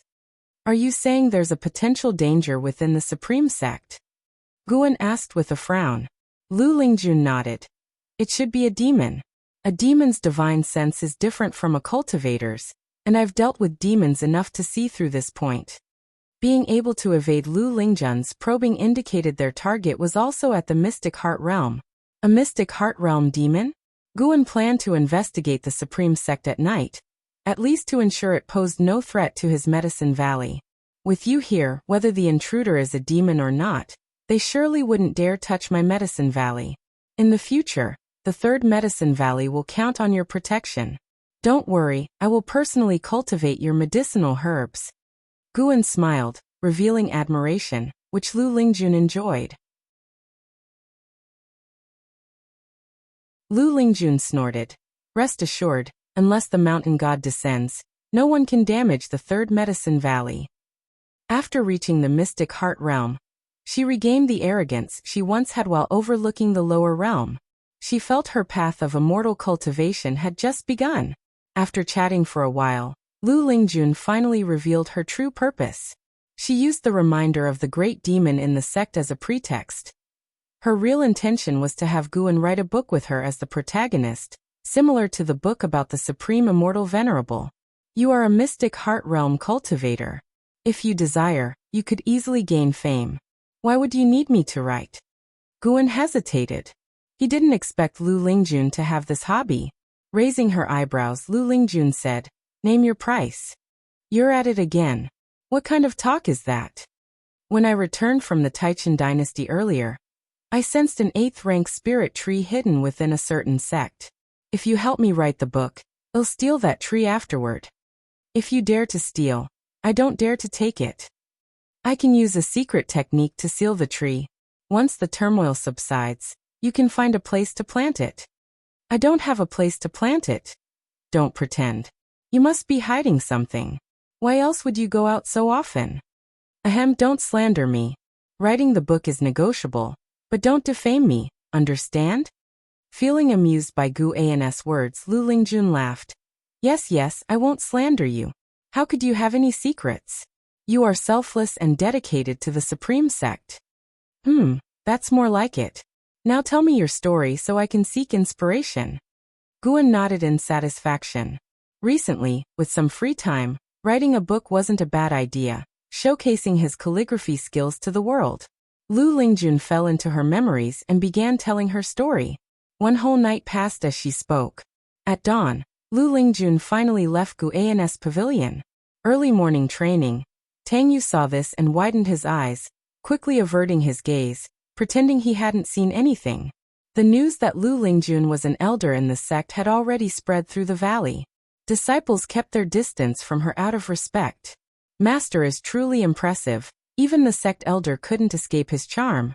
Indeed, a handsome face can bridge the gap in cultivation levels, Tang Yu thought to himself. As Lu Lingjun returned to her pavilion, Guan overheard her conversation with the White Spirit Demon Emperor. Lu Lingjun had placed advance restrictions on her pavilion, but they had no effect on Guan, and their pavilions were adjacent, making it easy for him to eavesdrop. Can we really connect with other ascenders through his book? Hard to say, but it's worth a try. Pan An's reputation has spread throughout the 9 dynasties. I can't exactly announce that I'm an ascender, can I? True, though your idea is quite good. If you can unite other ascenders and form your strength, it would greatly aid your future bid for the sect leader's position. Hearing this, Guan put down his pen, falling into deep thought. Noon in the outer gate city. Upon the heavenly repair platform, a white-robed man arrived at the bottom of the orthographic symbol. He marveled at the sword intent contained within, his eyes filled with astonishment. Just this sword intent alone likely makes Sword Venerable Fudao invincible in the mystic heart realm. It's uncertain if he's reached an even higher level. The white-robed man was in awe, squatting down to touch it. Hey, don't touch randomly, or the sword intent might hurt you. A voice came from beside him. The speaker was Zuolin. Ever since Sword Venerable Fudao used Zuoyijian's sword to kill enemies, Zuoyijian had no longer come to the heavenly repair platform, staying cooped in his room, comprehending that sword. Not even his son could disturb him. Zuolin had no other means to comprehend Sword Venerable Fudao's sword intent, and could only sit in silence at the heavenly repair platform. The white-robed man looked at Zuolin and asked with a smile, "Brother, how long have you been at the heavenly repair platform?" Zuolin replied, "Since these 2 characters came into being, I've been meditating here. You seem new. First time here?" He eyed the white-robed man suspiciously. The heavenly repair platform was filled with many stories, leading him to overthink. The white-robed man laughed. "I come from the Chuntang dynasty. This year, I just joined the Supreme Sect as a guest elder of the Outer Sect. My joining was inspired by Sword Venerable Fudao." Hearing this, Zuolin immediately beckoned him over, signaling him to sit beside him. The white-robed man didn't hesitate and quickly came over to sit down. Zuolin was about to speak when he suddenly saw someone. His eyes lit up, and he called out immediately, "Guan, come over here." In the distance, Guan wandered through the crowd, appearing idle. Hearing Zuolin's call, he hesitated for a moment but still walked towards him. The white-robed man turned his head, seeing the person Zuolin called out to be a Foundation Establishment realm cultivator, then shifted his attention away. Guan conducted a lifespan detection on him. Decia, Mystic Heart Realm 3rd Layer 2450/8000/19000. A demon over 2000 years old. The reason Guan came to the Outer Gate City was precisely because of Decia. The demon who alarmed Lu Lingjun was Decia. Decia cultivated some special technique, showing no traces of demon energy on him, but his technique couldn't escape the divine sense of a Nirvana realm great cultivator. Watching Guan approach slowly, Zuolin remarked to Decia, "Though my cultivation is low, I have an exquisite spirit heart. At a glance, I could tell you were exceptional." Hearing this, Decia's heart tensed.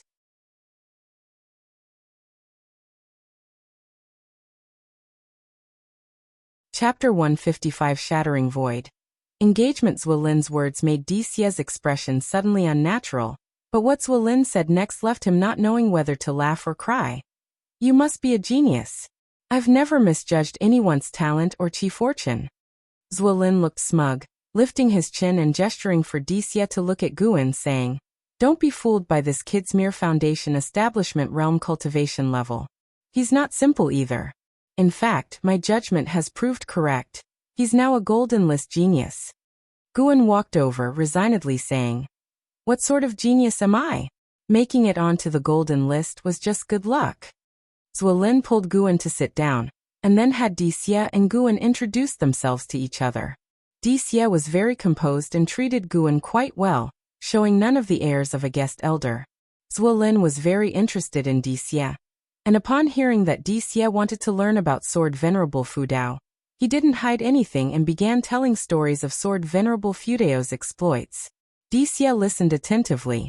Before he came, he had heard that the #1 cultivator of the 9 dynasties was either the Taoist of Immortality from 3 Pure Ones Mountain, or the Sword Venerable Fudao from Supreme Sect. Among them, Sword Venerable Fudao was the most mysterious. Though he had repeatedly aided the Supreme Sect, no one knew his true identity.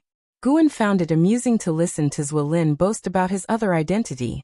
At the same time, he was also observing Dixie. In the following half an hour, Guan didn't sense any malice from Dixie, and could only hold back his suspicions for the time being. A great demon calamity was imminent, and a mystic heart realm great demon had infiltrated the Supreme Sect, the purpose of which was unknown. Guan feared Dixie might suspect him, so he took the chance to slip away. There was plenty of time to come, and he could slowly observe Dixie since Dixie was planning to comprehend sword intent at the Heavenly Repair platform. In the days to come, Guan would use his divine sense every day to observe Dixie. The more he watched, the more he felt Dixie might truly harbor no ill will. He just seemed to earnestly want to learn swordsmanship. Before, when Dixie had swept the surroundings with his divine sense, he was probably just looking for Sword Venerable Fudao. Spring went and autumn came. 2 years passed in the blink of an eye. In these 2 years, Guan's lifespan had increased rapidly. Starmaster Cave had provided him with an enormous amount of lifespan. His lifespan had already broken through 6,500,000, getting ever closer to the 10 million mark. One day, Guan visited the book collection hall in the Outer Gate City, and under the name Pannon, published a new book titled Shattering Void. Lu Chong, the elder who had once taken care of Pannon, had passed away, and he was received by Feng Shang, the great elder of the book collection hall. Feng Shang was thrilled to receive Pannon for the first time, bombarding Guan with compliments and guaranteeing that he would handle the book's follow-up matters well. Only after an hour at the book collection hall did Guan manage to get away. Feng Shang was simply too enthusiastic. In Feng Shang's eyes, Guan was a tremendous opportunity. As long as he arranged Pan's new book properly, his career would skyrocket. After leaving the book collection hall, Guan strolled around the city. As the Supreme Sect grew stronger each year, the Outer Gate City became very bustling. Every street was crowded, and even stalls appeared, selling all kinds of odd and remarkable items. In the last year, Guan had taken to wandering the city streets whenever he was free. As he walked, Guan spotted a familiar face. Du Yi. Guan approached to greet him. Both being house servants of the Ji family and having been accepted into the Supreme Sect together, their relationship was not close, but they would chat if they bumped into each other in the outer sect. Du Yi was fiddling with a small gourd at a stall. Hearing Guan's voice, he reluctantly set the gourd down, stood up and looked at Guan. When Guan reached him, Du Yi greeted him with a smile, asking, "Are you here treasure hunting too?" Guan laughed and replied, "There aren't that many treasures to find. I'm just browsing and enjoying the buzz. How have you been lately?" 92-year-old Du Yi looked just over 40. He hadn't taken any youth-preserving pills when he was younger, unlike Guan, who appeared youthful. In the immortal cultivation world, not every cultivator seeks a youthful appearance. Some believe that maturity conveys more presence. Don't get me started.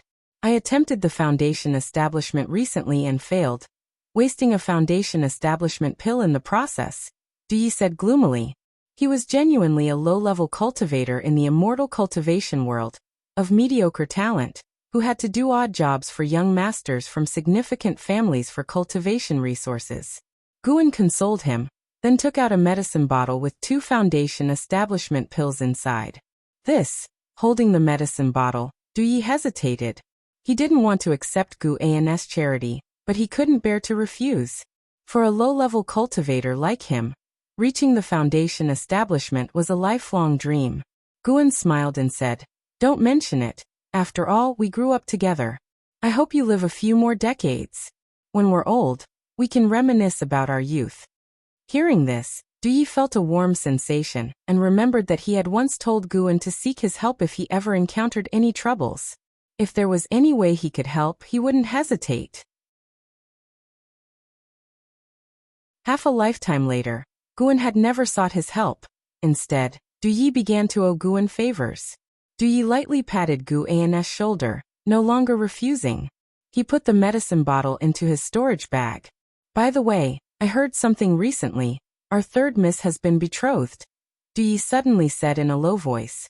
Hearing this, Guan was stunned and asked with curiosity, "Betrothed? To whom?" Hearing of Ji Xiaoyu's engagement, his heart couldn't help but ripple.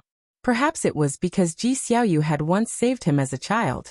Even after growing up, Ji Xiaoyu had been kind to him, not treating him like a house servant, and giving him many things to help with his cultivation. Could even such a girl of heavenly pride not escape an arranged marriage? Thinking of this, Guan felt quite emotional. Yi shook his head and said, "How would I know? But it seems that only the engagement is set. There's no date for the wedding yet. I think the young master and the others are very happy, so the other party must be quite significant." "That's a given. Being able to marry into the Ji family is beyond our imagination," Guan said with a laugh. The two of them chatted for a bit more, and then Guan bid farewell to Yi. He didn't go back to Medicine Valley, but continued to wander around the city. The book collection hall acted quickly, and in less than a month, Shattering Void appeared in the book collection halls of various cities.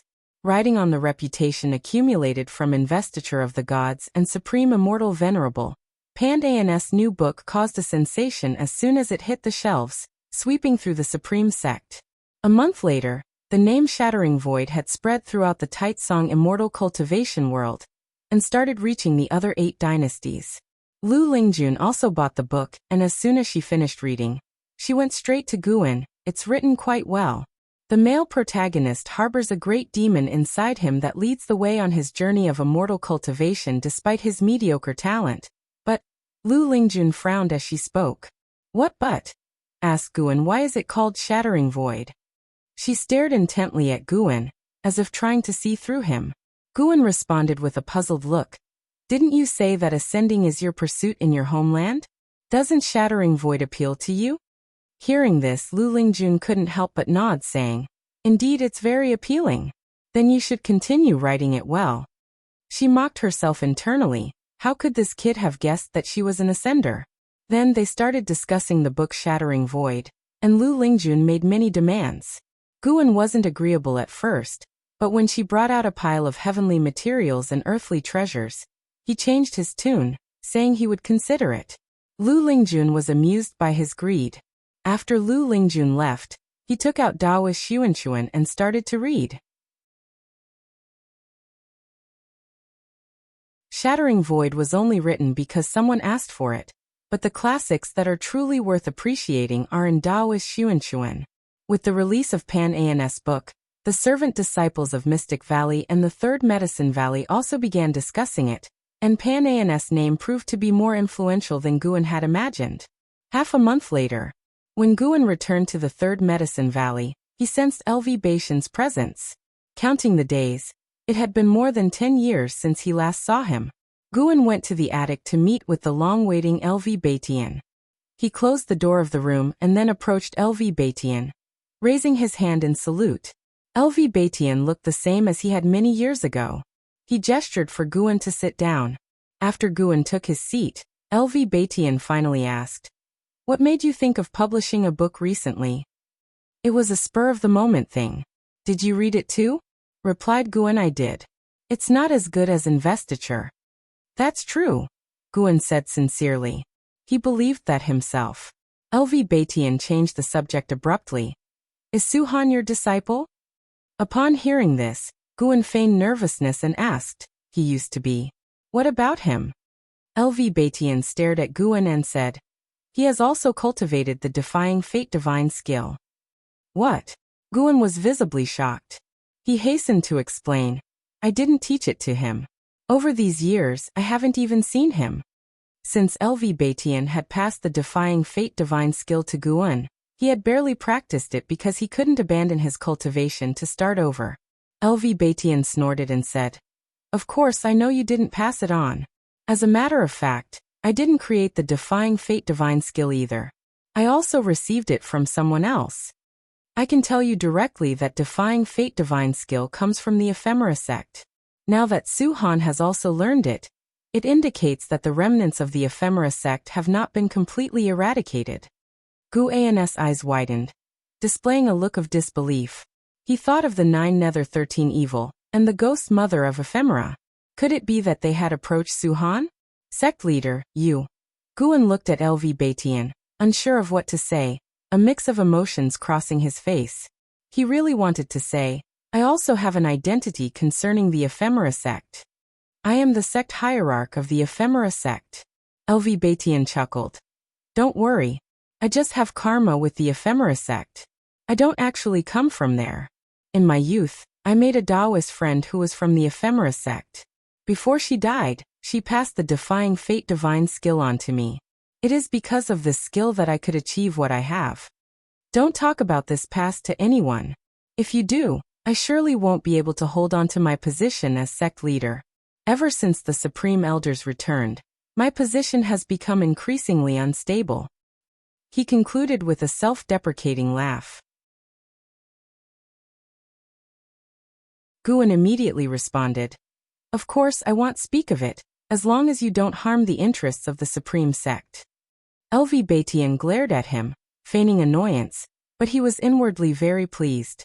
He's truly worthy of being the sect leader I picked. Following that, LV Batian said, Suhan has learned the hateful heaven divine sword, and inherited the defying fate divine skill. His progress will be rapid from now on. How close are you with him? If you're close, be cautious.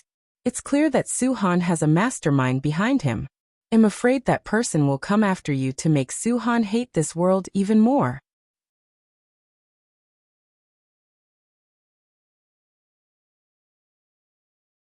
Chapter 156 Innate Divine Skills Persecuting Me? Guan almost laughed. Whoever wanted to persecute him must have had a death wish.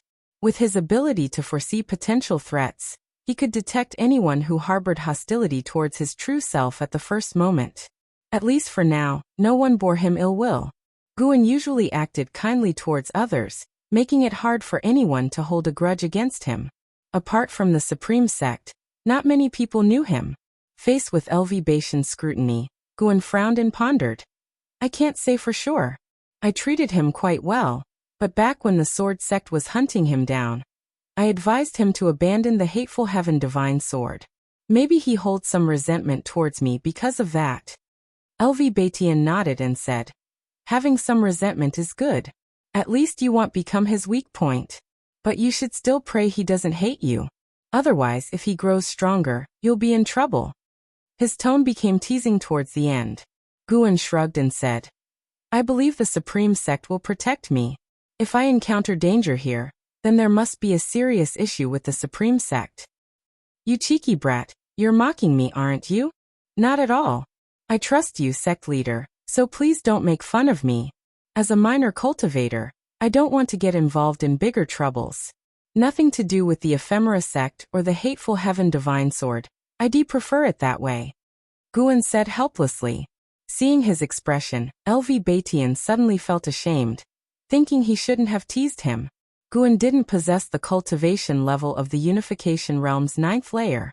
Facing the threat of the hateful heaven divine sword, he must have been very afraid, but was just putting up a brave front. With that thought, LV Batian's face turned serious, and he said, as long as you stay within the Supreme Sect, nothing will happen to you. At least here, I can ensure your safety. Obviously, he was hinting at Guan about going to Tianya Valley. Although LV Batian didn't know where Tianya Valley was, he knew that Guan frequently left Mystic Valley, but he never asked about it. LV Batian started talking about Li Xiandao. The Taizong dynasty's offensive was swift and fierce, opening no fewer than 5 battlefields in collaboration with the Great Yu dynasty. The neighboring dynasty was about to collapse. LV Batian indeed didn't like Li Xiandao, but he had to admit that Li Xiandao was very skilled in employing people, always managing to find geniuses or capable generals. From Gu An's point of view, he hoped Li Xiandao could unify the 9 dynasties. Unity would better resist the demon disaster. After unification, order could be established, and the world would be peaceful for the right path. Peace in the world would also help him survive. For the lower-level cultivators, peace was also a good thing. There might be fewer opportunities, but how many lower-level cultivators could turn their fate with an opportunity? Cultivators who turned their fate with opportunities were far fewer than those who died in conflicts. The two talked for a long time, until evening, before LV Batian finally left. Guan couldn't help but feel that LV Batian had lost some of his sharpness from years ago. Star Master Cave. Guan, masked, appeared on a cliff, his divine sense sweeping over to see and how staying in a cave. Inside the cave was a pool filled with blood-colored water, wherein Hao was practicing, his chi blood continually increasing. Si Yenner was in the forest, practicing her step technique. After spending 2 years in this grotto heaven, both Hao and Si Yenner had received various inheritances, rapidly improving their skills. It would take many years for them to fully inherit Daoist Star Master's legacy. After all, Daoist Star Master was in the Mahayana realm, and his lifetime legacy was extremely vast. Even though Hao had matchless talent, it would take a lot of time to absorb it all. Guan just glanced at them, then went to pick the celestial treasures in the forest.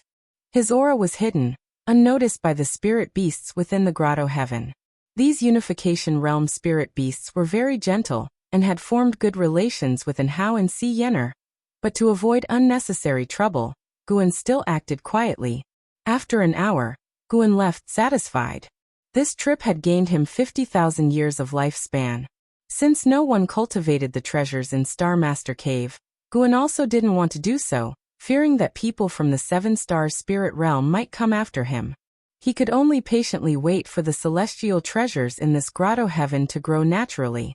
That's why he picked only a small amount every time, leaving half behind to self-reproduce. He quickly arrived at Nianchu Cave. One night last month, with Gu An's protection, Tian Yaoer successfully crossed her tribulation and entered the core formation realm. She had been consolidating her cultivation ever since. Landing on the ground, Guan sensed that her demonic power had stabilized, which indicated that she had consolidated her cultivation. He deliberately made footsteps as he walked towards a garden area. Tian Yaoer pushed the door open and, like a gust of wind, came to Gu An's side, directly hugging his left arm, excitedly saying, "Master, my demon core has fully formed, and I've even comprehended a divine skill." Feeling the softness from his left arm, Guan marveled internally. A demon was indeed a demon. She appeared very slim, yet her figure was astonishing. He naturally withdrew his arm and walked a few steps forward, squatting down to pick medicinal herbs, while asking, "What kind of divine skill?" Tian Yaoer came to his side, bending at the waist, hands on her knees, and smiled sweetly. "A transformation divine skill. I'm very powerful now." As soon as she finished speaking, a wave of demon energy spread from her body, covering her figure. Guan turned his head to look. As the demon energy dissipated, Tian Yaoer had transformed into his exact image, her aura indistinguishable from his, with no trace of demon energy. This surprised him. This divine skill was not bad. Guan placed the harvested medicinal herbs into his storage bag, stood up, and curiously asked, "Can you teach me this divine skill?" Tian Yaoer shook her head and said, "I wish I could, but there's no mental method or incantation for it. This divine skill seems to come naturally to me, like speaking. It's very easy for me to use, but I don't know how to teach it." She transformed back into her previous appearance, demon energy swirling, and clutched Guan's mask. Guan took a step back, and Tian Yao in red placed her hands on her hips and laughed proudly. Master, how is it? Isn't my divine skill amazing? Her bright eyes turned into two crescent moons with joy, making Guan unable to resist reaching out to pat her head, ruffling her hair. After praising Tian Yao a few times, Guan had her return to her cultivation. Guan rarely visited, so Tian Yao didn't want to cultivate and instead stayed by his side, chattering incessantly about trivial matters, like a crooked flower or bumping into a tree while practicing the limitless freedom step. She could only stay in Nianchu Cave, with no contact with other demon creatures, so if it were Guan he wouldn't have so much to talk about. Guan didn't get annoyed. On the contrary, he listened attentively, occasionally responding, which made Tian Yao even happier. For a long while, Tian Yao followed Guan to a stone table, where he took out bottles of elixirs for her cultivation, instructing her on how to take them. Once you master the limitless freedom step, I can take you out for a walk. Guan looked at Tian Yao and said seriously.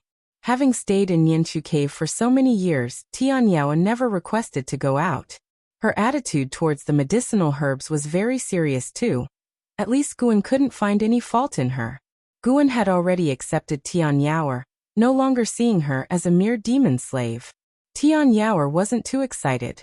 Instead, she pouted and said, "The limitless freedom step is too hard.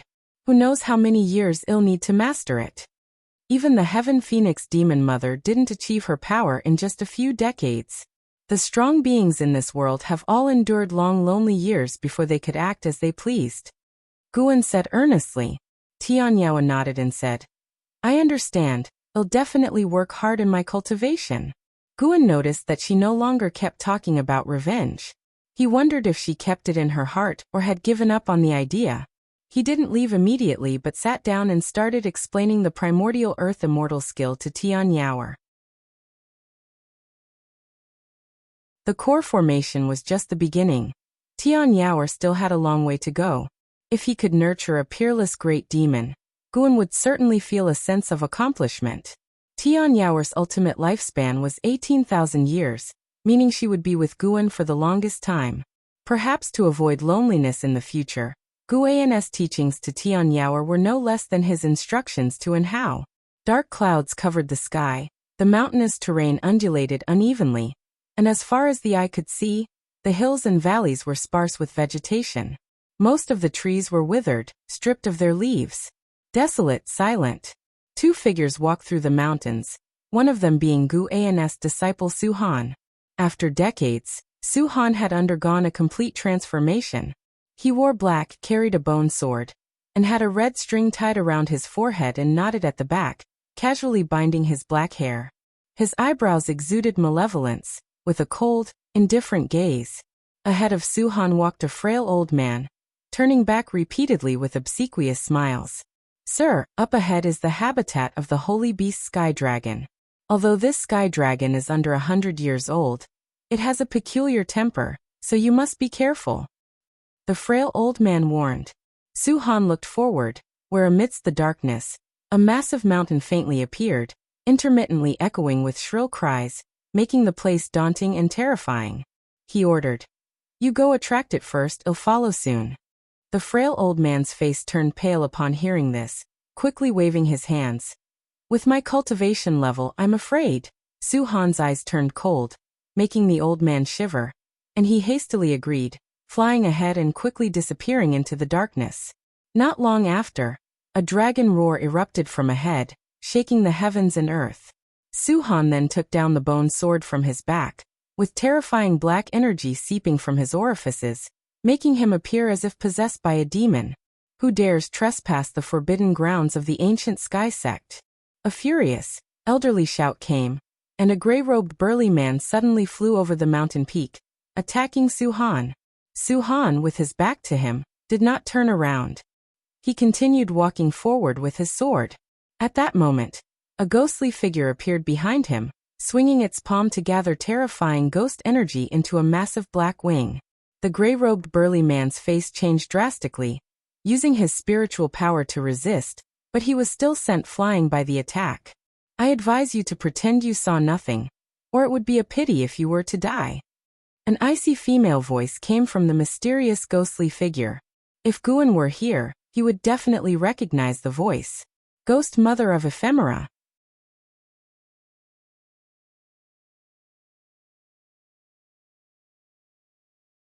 Chapter 157 Different Paths. Downfall late at night, deep underground in the Mystic Valley, inside the 8 scenic caves. Guan was sitting under a green vine tree reading a book, leaning against the main trunk, with 2 tree vines gently massaging his shoulders. He suddenly put down the book and sat up straight. What's wrong, Master? Was the pressure too much? The green vine tree emitted a weak, pitiful female voice. Guan replied, No, I just have something to attend to. I need to leave. The green vine tree trembled, quickly saying, Master, don't forget to bring some lamb meat next time. Guan waved his hand, and then disappeared from the spot. He took a step out of the supreme sect's boundaries, and arrived at the top of a mountain. It was late autumn, the night wind was chilly, fluttering his robe. He gazed into the distance. He felt that the sky dragon was in trouble. Although he and the sky dragon hadn't formed a contract, ever since the sky dragon was born, they established a subtle connection. This connection was similar to the feeling when Sage Xian Miao summoned him. He extended his divine sense along this subtle connection. Soon he locked onto a certain sect. His divine sense pierced through layers of restrictions and entered a minor heaven and earth similar to the Star Master Cave. The Ghost Mother of Ephemera, and the 9 Nether 13 Evil. These guys were fighting with great cultivators of the ancient sky sect. Gu An's divine sense locked onto the sky dragon, his expression becoming strange. The person fighting with the sky dragon was surprisingly Su Han. Su Han's aura had already approached the nascent soul realm, but his aura was very chaotic, giving the impression that he could deviate at any moment. The sky dragon, although lazy and not much of a cultivator, relied on its powerful bloodline talent. Su Han couldn't take it down quickly. The 20 Zhonglong sky dragon twisted its body, occasionally spewing scorching flames. Su Han's figure was ghostly, skillfully dodging, and occasionally swinging his sword, sending sword chi slashing at the sky dragon, causing its dragon blood to splatter continuously. In his other hand, Su Han held a cloth bag, collecting the sky dragon's blood. After a moment of hesitation, Guan decided to intervene. In the dim heavens and earth, the sky dragon was fleeing through the mountains and wilds, with Su Han wielding a bone sword, relentlessly pursuing. Damn it. Who are you really? I will never forgive you in the future. The sky dragon roared, shaking the mountain forests, its voice still childish, like that of a young boy. Su Han's cold voice came from behind. Hateful heaven divine sword Su Han. The sky dragon's eyes narrowed, clearly having heard of the hateful heaven divine sword, showing fear in its eyes. It ran even faster, twisting its body like an eel. Su Han leaped into the air, flying high, and slashed down. The sword chi was immense, condensing into 7 sword shadows, attacking the sky dragon. Each sword shadow's tail had several ghosts, as if evil spirits were pushing the swords, terrifying under the night sky. A dark purple demonic shadow appeared out of nowhere on the sky dragon's head, grabbing and dispersing Su Han's sword chi in midair. Su Han's eyes widened. It was him. Su Han couldn't forget the mysterious demonic shadow that killed his master, Zhong Liang, recognizing it at a glance. Boom. A terrifying divine sense instantly struck his mind, causing him to faint immediately, falling into the mountain forests. The sky dragon also suffered a divine sense attack, instantly falling unconscious, its massive body crashing down, kicking up clouds of dust. Guan appeared before Su Han, who lay on the grass, life or death uncertain. At this moment, the Ghost Mother of Ephemera suddenly appeared before Su Han, half kneeling, clasping her hands in apology. Please forgive me, sect hierarch. We did not know the sky dragon was connected to you. The ghostly energy around her dissipated, revealing a pale female face. Her gaze towards Guan was filled with joy. Guan coldly asked, Are you the Ghost Mother of Ephemera? Although he had seen the Ghost Mother of Ephemera before, Sword Venerable Fu Dao had not. So he had to ask, "I am indeed the ghost mother of ephemera." The ghost mother of ephemera respectfully answered. Guin continued, "The ancient sky sect is also under my protection. The sky dragon is the holy beast of the ancient sky sect. You are not allowed to seize it." By saying this, he indicated that he intervened for the sake of the ancient sky sect, not for the sky dragon. Upon hearing this, the ghost mother of ephemera cautiously asked, "Why do you protect both sects?" Guin countered, "The ephemera sect is already destroyed. Why don't you return to the Nine Nether Road?" The ghost mother of ephemera replied helplessly, "We indeed wish to return, but the path back on the Nine Nether Road has been blocked by cultivators of the Seven Stars Spirit Realm. We can only escape back." The Seven Stars Spirit Realm? Hearing this, Guin became more certain that the demonic catastrophe was being driven by the Seven Stars Spirit Realm. "Is this young man your disciple?" Guin asked. The ghost mother of ephemera looked at Guin, shrouded in demonic energy, hesitated for a moment, then said, "He is not my disciple, just a pawn. With the impending demonic catastrophe, I wanted to cultivate him to become my strength to break through the Nine Nether Road." Using Su-Han to fight against the cultivators of the Seven Stars Spirit Realm within the Nine Nether Road, Guin couldn't help but feel pity for Su-Han, but he had no intention of saving him. Su-Han's desire for power had become an obsession. Even without the ghost mother of ephemera, he would still go astray. In Su-Han's eyes, he wasn't committing evil, but merely striving to become stronger. Guin didn't personally eliminate Su-Han because he had not heard of Su-Han slaughtering innocent civilians. Those who died at Su-Han's hands were indeed many, but they were all people with grudges against him. Most of them wanted to remove the hateful Heaven Divine Sword, but were instead killed by him. The hateful Heaven Divine Sword was Su-Han's ancestral swordsmanship, so he and Guin were not true master and disciple. Guin merely provided him with some elixirs. Past ties of master and disciple had been severed. Su-Han's life or death was no longer related to Guin. Guin mainly wanted to see Su-Han's fate. Su-Han, who had mastered the Defying Fate divine skill, could devour the spiritual power of other cultivators. To some extent, it was similar to Gu-An's ability to seize lifespan. But Su-Han's path was completely different from Gu-An's. Wherever this young man went, he fought, and his fierce reputation spread far and wide. The ghost mother of ephemera revealed the effects of the Defying Fate divine skill, which were exactly the same as those known to Guin, with no exaggeration. From the ghost mother of ephemera's perspective, she naturally didn't know Sword Venerable Fudao knew the Defying Fate divine skill, so she spoke frankly. Perhaps she genuinely wanted to make Guin the sect hierarch of the ephemera sect. In the land we come from, the ephemera sect has stood for tens of thousands of years. The spiritual energy there far surpasses that of the 9 dynasties. Although the ephemera sect has been destroyed by the mountain god, it was the traitors who defected to butcher immortal Jing who were wiped out. Our sect's orthodox disciples still remain. If you return with me, in at most 1,000 years, the ephemera sect can restore its former glory." The ghost mother of ephemera said earnestly. Guin asked, "Is it just because I know the Taitsong divine shocking sword? Aren't you afraid it'll sacrifice you all, like the actions of the ephemera sect?" Knowing the Taitsong divine shocking sword is one reason. I have stayed in the supreme sect for many years and learned about your deeds. Your ability to inscribe the words righteous path on the heavenly repair platform speaks to your character.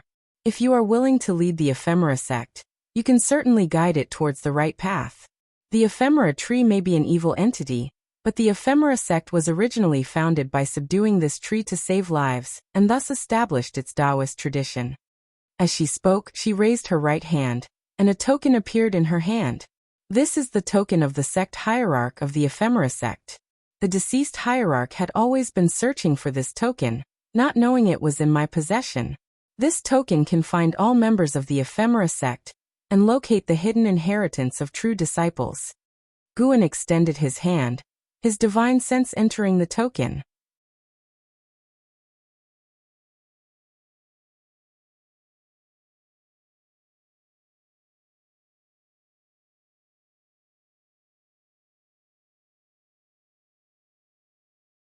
Chapter 158. Jiangqiong returns. A hand in the night. Ancestor Kuzong died? Guan heard Guzong's words and felt a bit dazed. Although he wasn't very close friends with Ancestor Kuzong, they had pleasant conversations whenever they were at the Intersect Book Collection Hall. Hearing the news of Ancestor Kuzong's demise gave him an indescribable feeling. The Supreme Elder has fallen. If I recall correctly, Ancestor Kuzong was at the Mystic Heart Realm, right? Zhenqin frowned and said. When the Ephemera sect attacked back then, Ancestor Kuzong fought against Venerable Qi Qian, spreading his Dao name throughout the Supreme Sect. He had become the second most renowned great cultivator in the Supreme Sect, only next to Sword Venerable Fu Dao. Even Zhenqin, who had no interaction with Ancestor Kuzong, felt sad upon hearing his demise. Guan looked up to the sky. He saw dark clouds, indicating that a storm was about to come. Ancestor Kuzong's death shocked the entire Supreme Sect, and the news quickly spread through the immortal cultivation world.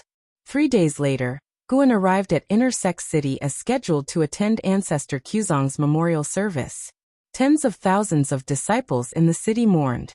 Listening to the sect elders recount Ancestor Kuzong's life achievements, even newly inducted disciples felt sorrow. After recounting Ancestor Kuzong's life, the Supreme Sect also disclosed for the first time the impending great calamity of demons that would erupt decades later, causing an uproar among the cities. In the days that followed, various sects under the Taizong dynasty also announced this matter. The peace of the immortal cultivation world was once again shattered, and all cultivators felt a sense of crisis. A mystic heart realm cultivator has already fallen. This calamity is far more terrifying than the previous ephemera sect turmoil. Autumn faded into winter. Winter snow gradually covered Mystic Valley. On this day, Guan waited early at the Mystic Valley Pavilion because he felt a familiar aura approaching. Late at night, a figure appeared outside Guan's window. Guan went to open the window and let the visitor in. It was a white-robed woman wearing a bamboo hat. After entering, she took off the hat and looked back at Guan, who was setting up a restriction. She smiled and asked, "Did you miss me, obedient disciple?" After finishing the restriction, Guan turned around and curiously asked, "Where have you been all these years? Are you alright?" He cast a lifespan detection spell on Jiangqiong. Jiangqiong, Nascent Soul Realm Level 6 243/700/5490. 5,490 years of maximum lifespan. Guan remembered that Jiangqiong's maximum lifespan was around 2,400 years. It seems there were great opportunities on the Nine Nether Road.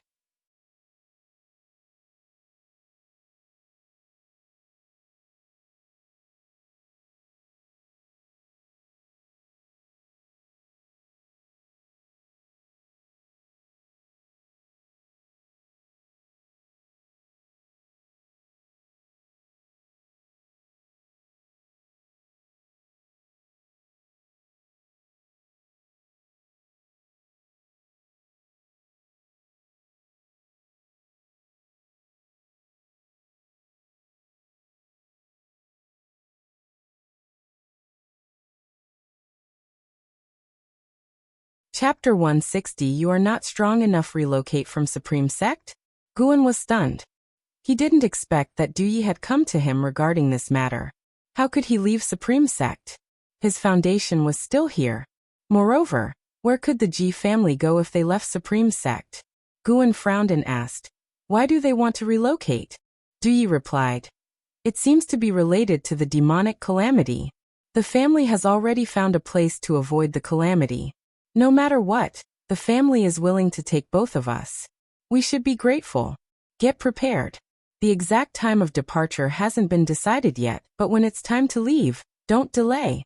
Guan shook his head and said, "I can't leave. Tell the family, thank you for your kind intention, but I plan to stay and live or die with Supreme Sect." As soon as he said this, Duyi was stunned, his brows immediately knitted tightly. He said in a deep voice, "Guan, don't forget where you and I come from. Sorry, the Ji family's nurturing grace. I've repaid over the years with medicinal herbs. But the kindness of Supreme Sect, I still can't repay. I can't leave. You go ahead. I will stay." Guan said seriously. Duyi was furious, wanting to teach Guan a lesson, but he was afraid that other servant disciples would hear. There's still time. Think it over. When the demons invade Taizong dynasty, you won't be able to hide even if you want to. Yi threw down those words and left in a huff. He came quickly and left quickly, but when he departed, there was no smile on his face. Despite Duye's anger, Guan felt warm inside. At least it showed that Yi cared about him. Otherwise, he wouldn't bother about his life or death. However, he really couldn't leave Supreme Sect. If Supreme Sect couldn't survive the demonic calamity, it wouldn't be too late for him to escape then. With Guan's cultivation level, if he really wanted to escape, who could stop him? It wasn't until nightfall that Guan entered the 8 scenic caves. Jiangqiong was meditating under the green vine tree training. In front of her stood a great cauldron, with the fire under the cauldron still burning. Feeling Guan's presence, Jiangqiong asked nonchalantly, "Why are you here? Didn't you come just a couple of days ago?" Guan approached the great cauldron, looking at the medicinal soup inside as he said, "Today someone from the Ji family came to see me. They said they're preparing to withdraw from Supreme Sect, and told me to get ready." Hearing this, Jiangqiong opened her eyes, her beautiful brows furrowing. She asked, "Are you going to leave?" If Guan were to leave, a new disciple from Supreme Sect would surely take over Mystic Valley, which wouldn't be good for her. There was also a trace of unexplainable annoyance in her heart. "I'm not leaving. I refused."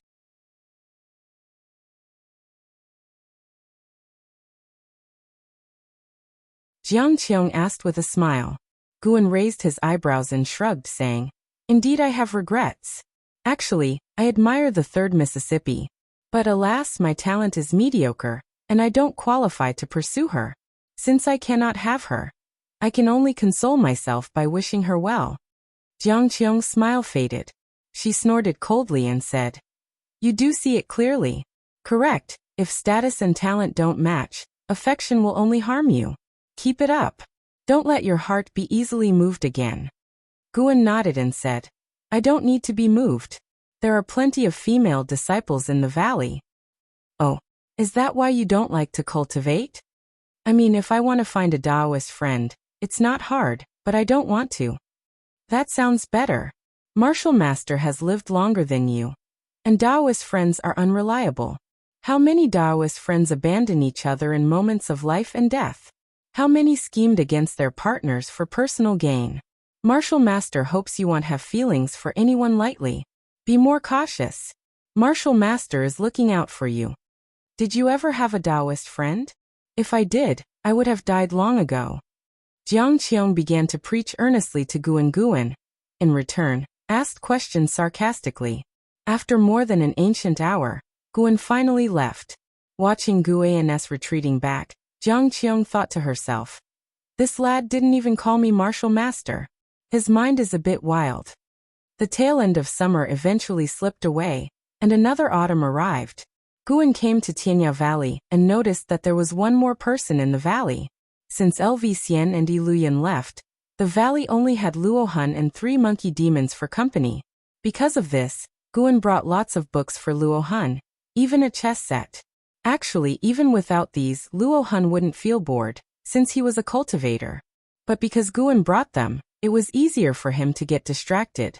He often cursed Guan for being sinister, but he couldn't refuse, as Taoist Zunshan's writings were indeed compelling. Guan walked down from the hillside, looking at the figure standing in front of the wooden fence from afar. Jirualai, Nascent Soul Realm, 8th floor 96/700/3900 Jirualai? Guan raised his eyebrows. He had heard of this name. He was Ji Xiaoyu's biological elder brother, taken to the main family for training when he was young. Guan had never met him, only heard about him from other house servants. He didn't expect that Li Xiandao had even roped in Ji Xiaoyu's brother. Luo Hun descended from the sky, landing beside Guan. He introduced Jirualai to Guan and asked, "You've heard of him, right? After all, you also come from the Ji family." Guan nodded. The two approached Jirualai from behind. Jirualai stared at the flowers and plants in the park, lost in thought. When Luo Hun called out to him, he snapped out of it. He turned to look at Guan and Luo Hun and said, "So this is the Valley Master, Guan?" Guan raised his hand in greeting and said, "Greetings, second young master." Jirualai waved his hand and said, "Here, I must address you as Valley Master. His Majesty set him to assist you." The talents who came to Tianya Valley had to assist Guan, yet they could freely ask for any herbs in the valley, so Jirualai was friendly to Guan. But Guan didn't need their assistance. He preferred to give them a small favor instead. "Second young master, feel free to focus on your cultivation. The trivial matters of the valley are handled by Sunda and the others," Guan said softly with a smile. Jirualai nodded, and then started a casual conversation with him. He noticed a strange cold aura in Jirualai's body, which surrounded his golden core. After chatting for a while, Guan excused himself, as he needed to pick medicinal herbs. Jirualai watched Guan's departing figure, deep in thought. Luo Hun caught up with Guan and whispered, "Did you find the supreme secret records I asked you to look for?" Guan reluctantly refrained from rolling his eyes and whispered back, "No, that book has already disappeared without a trace. Forget about it. Isn't Daoist Sunshin's works and Green Hero travel enough for you?" Luo Hun could only sigh regretfully, and then left. Guan shook his head, smiling. He wondered where Luo Hun had heard about it, knowing even about the supreme secret records, and asked Guan to buy it. Guan feared it might lead Luo Hun astray, affecting his training, so he didn't help him buy it. It was all Shenzhen's fault for corrupting the ethos of the immortal cultivation world.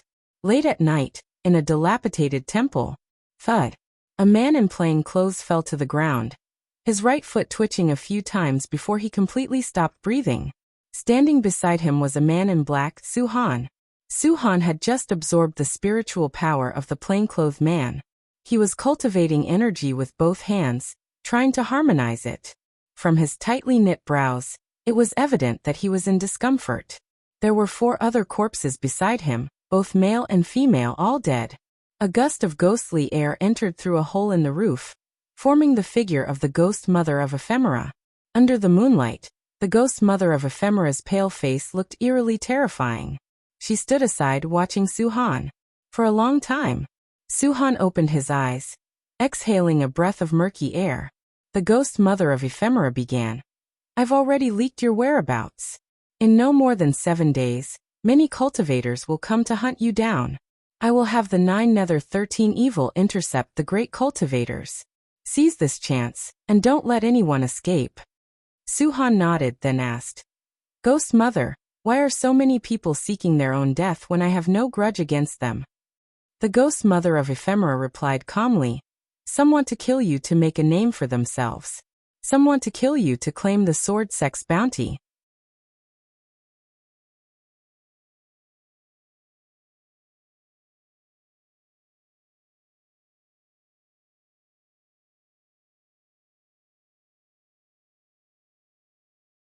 In the distance, a white spirit rat scampered across the snow, with Xiaochuan chasing behind it. Not only did he fail to catch it, but the white spirit rat also kicked snow into his face, amusing Guan greatly. It was hard to tell what charm this plump rat had that Xiaochuan liked it so much. Lu Lingjun walked to Guan's building, looked up at him and said, "Valley Master, have you felt anything?" Guan lowered his eyes and asked, "Cold?" "Indeed, you could say that. There is a powerful demonic energy coming from the north. Could it be a sign that the demon calamity is about to arrive?" Lu Lingjun replied, her gaze also shifting to the north. Guan had actually sensed it long ago. A powerful demon at the Mahayana realm was moving south, and was almost at the territory of the 8 dynasties.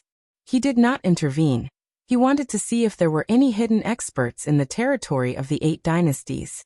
When the demon calamity erupted, he couldn't rely on his strength alone to turn the tide. Apart from the danger, doing so would draw too much hatred, making it easy for the 7-star spirit realm to target him. Although Guan's divine sense could cover the 9 dynasties' territory, the world was vast, and some people always managed to hide, like the Star Master Cave, which he hadn't discovered with his divine sense before. Guan asked, "If the demon calamity descends, what will you do?"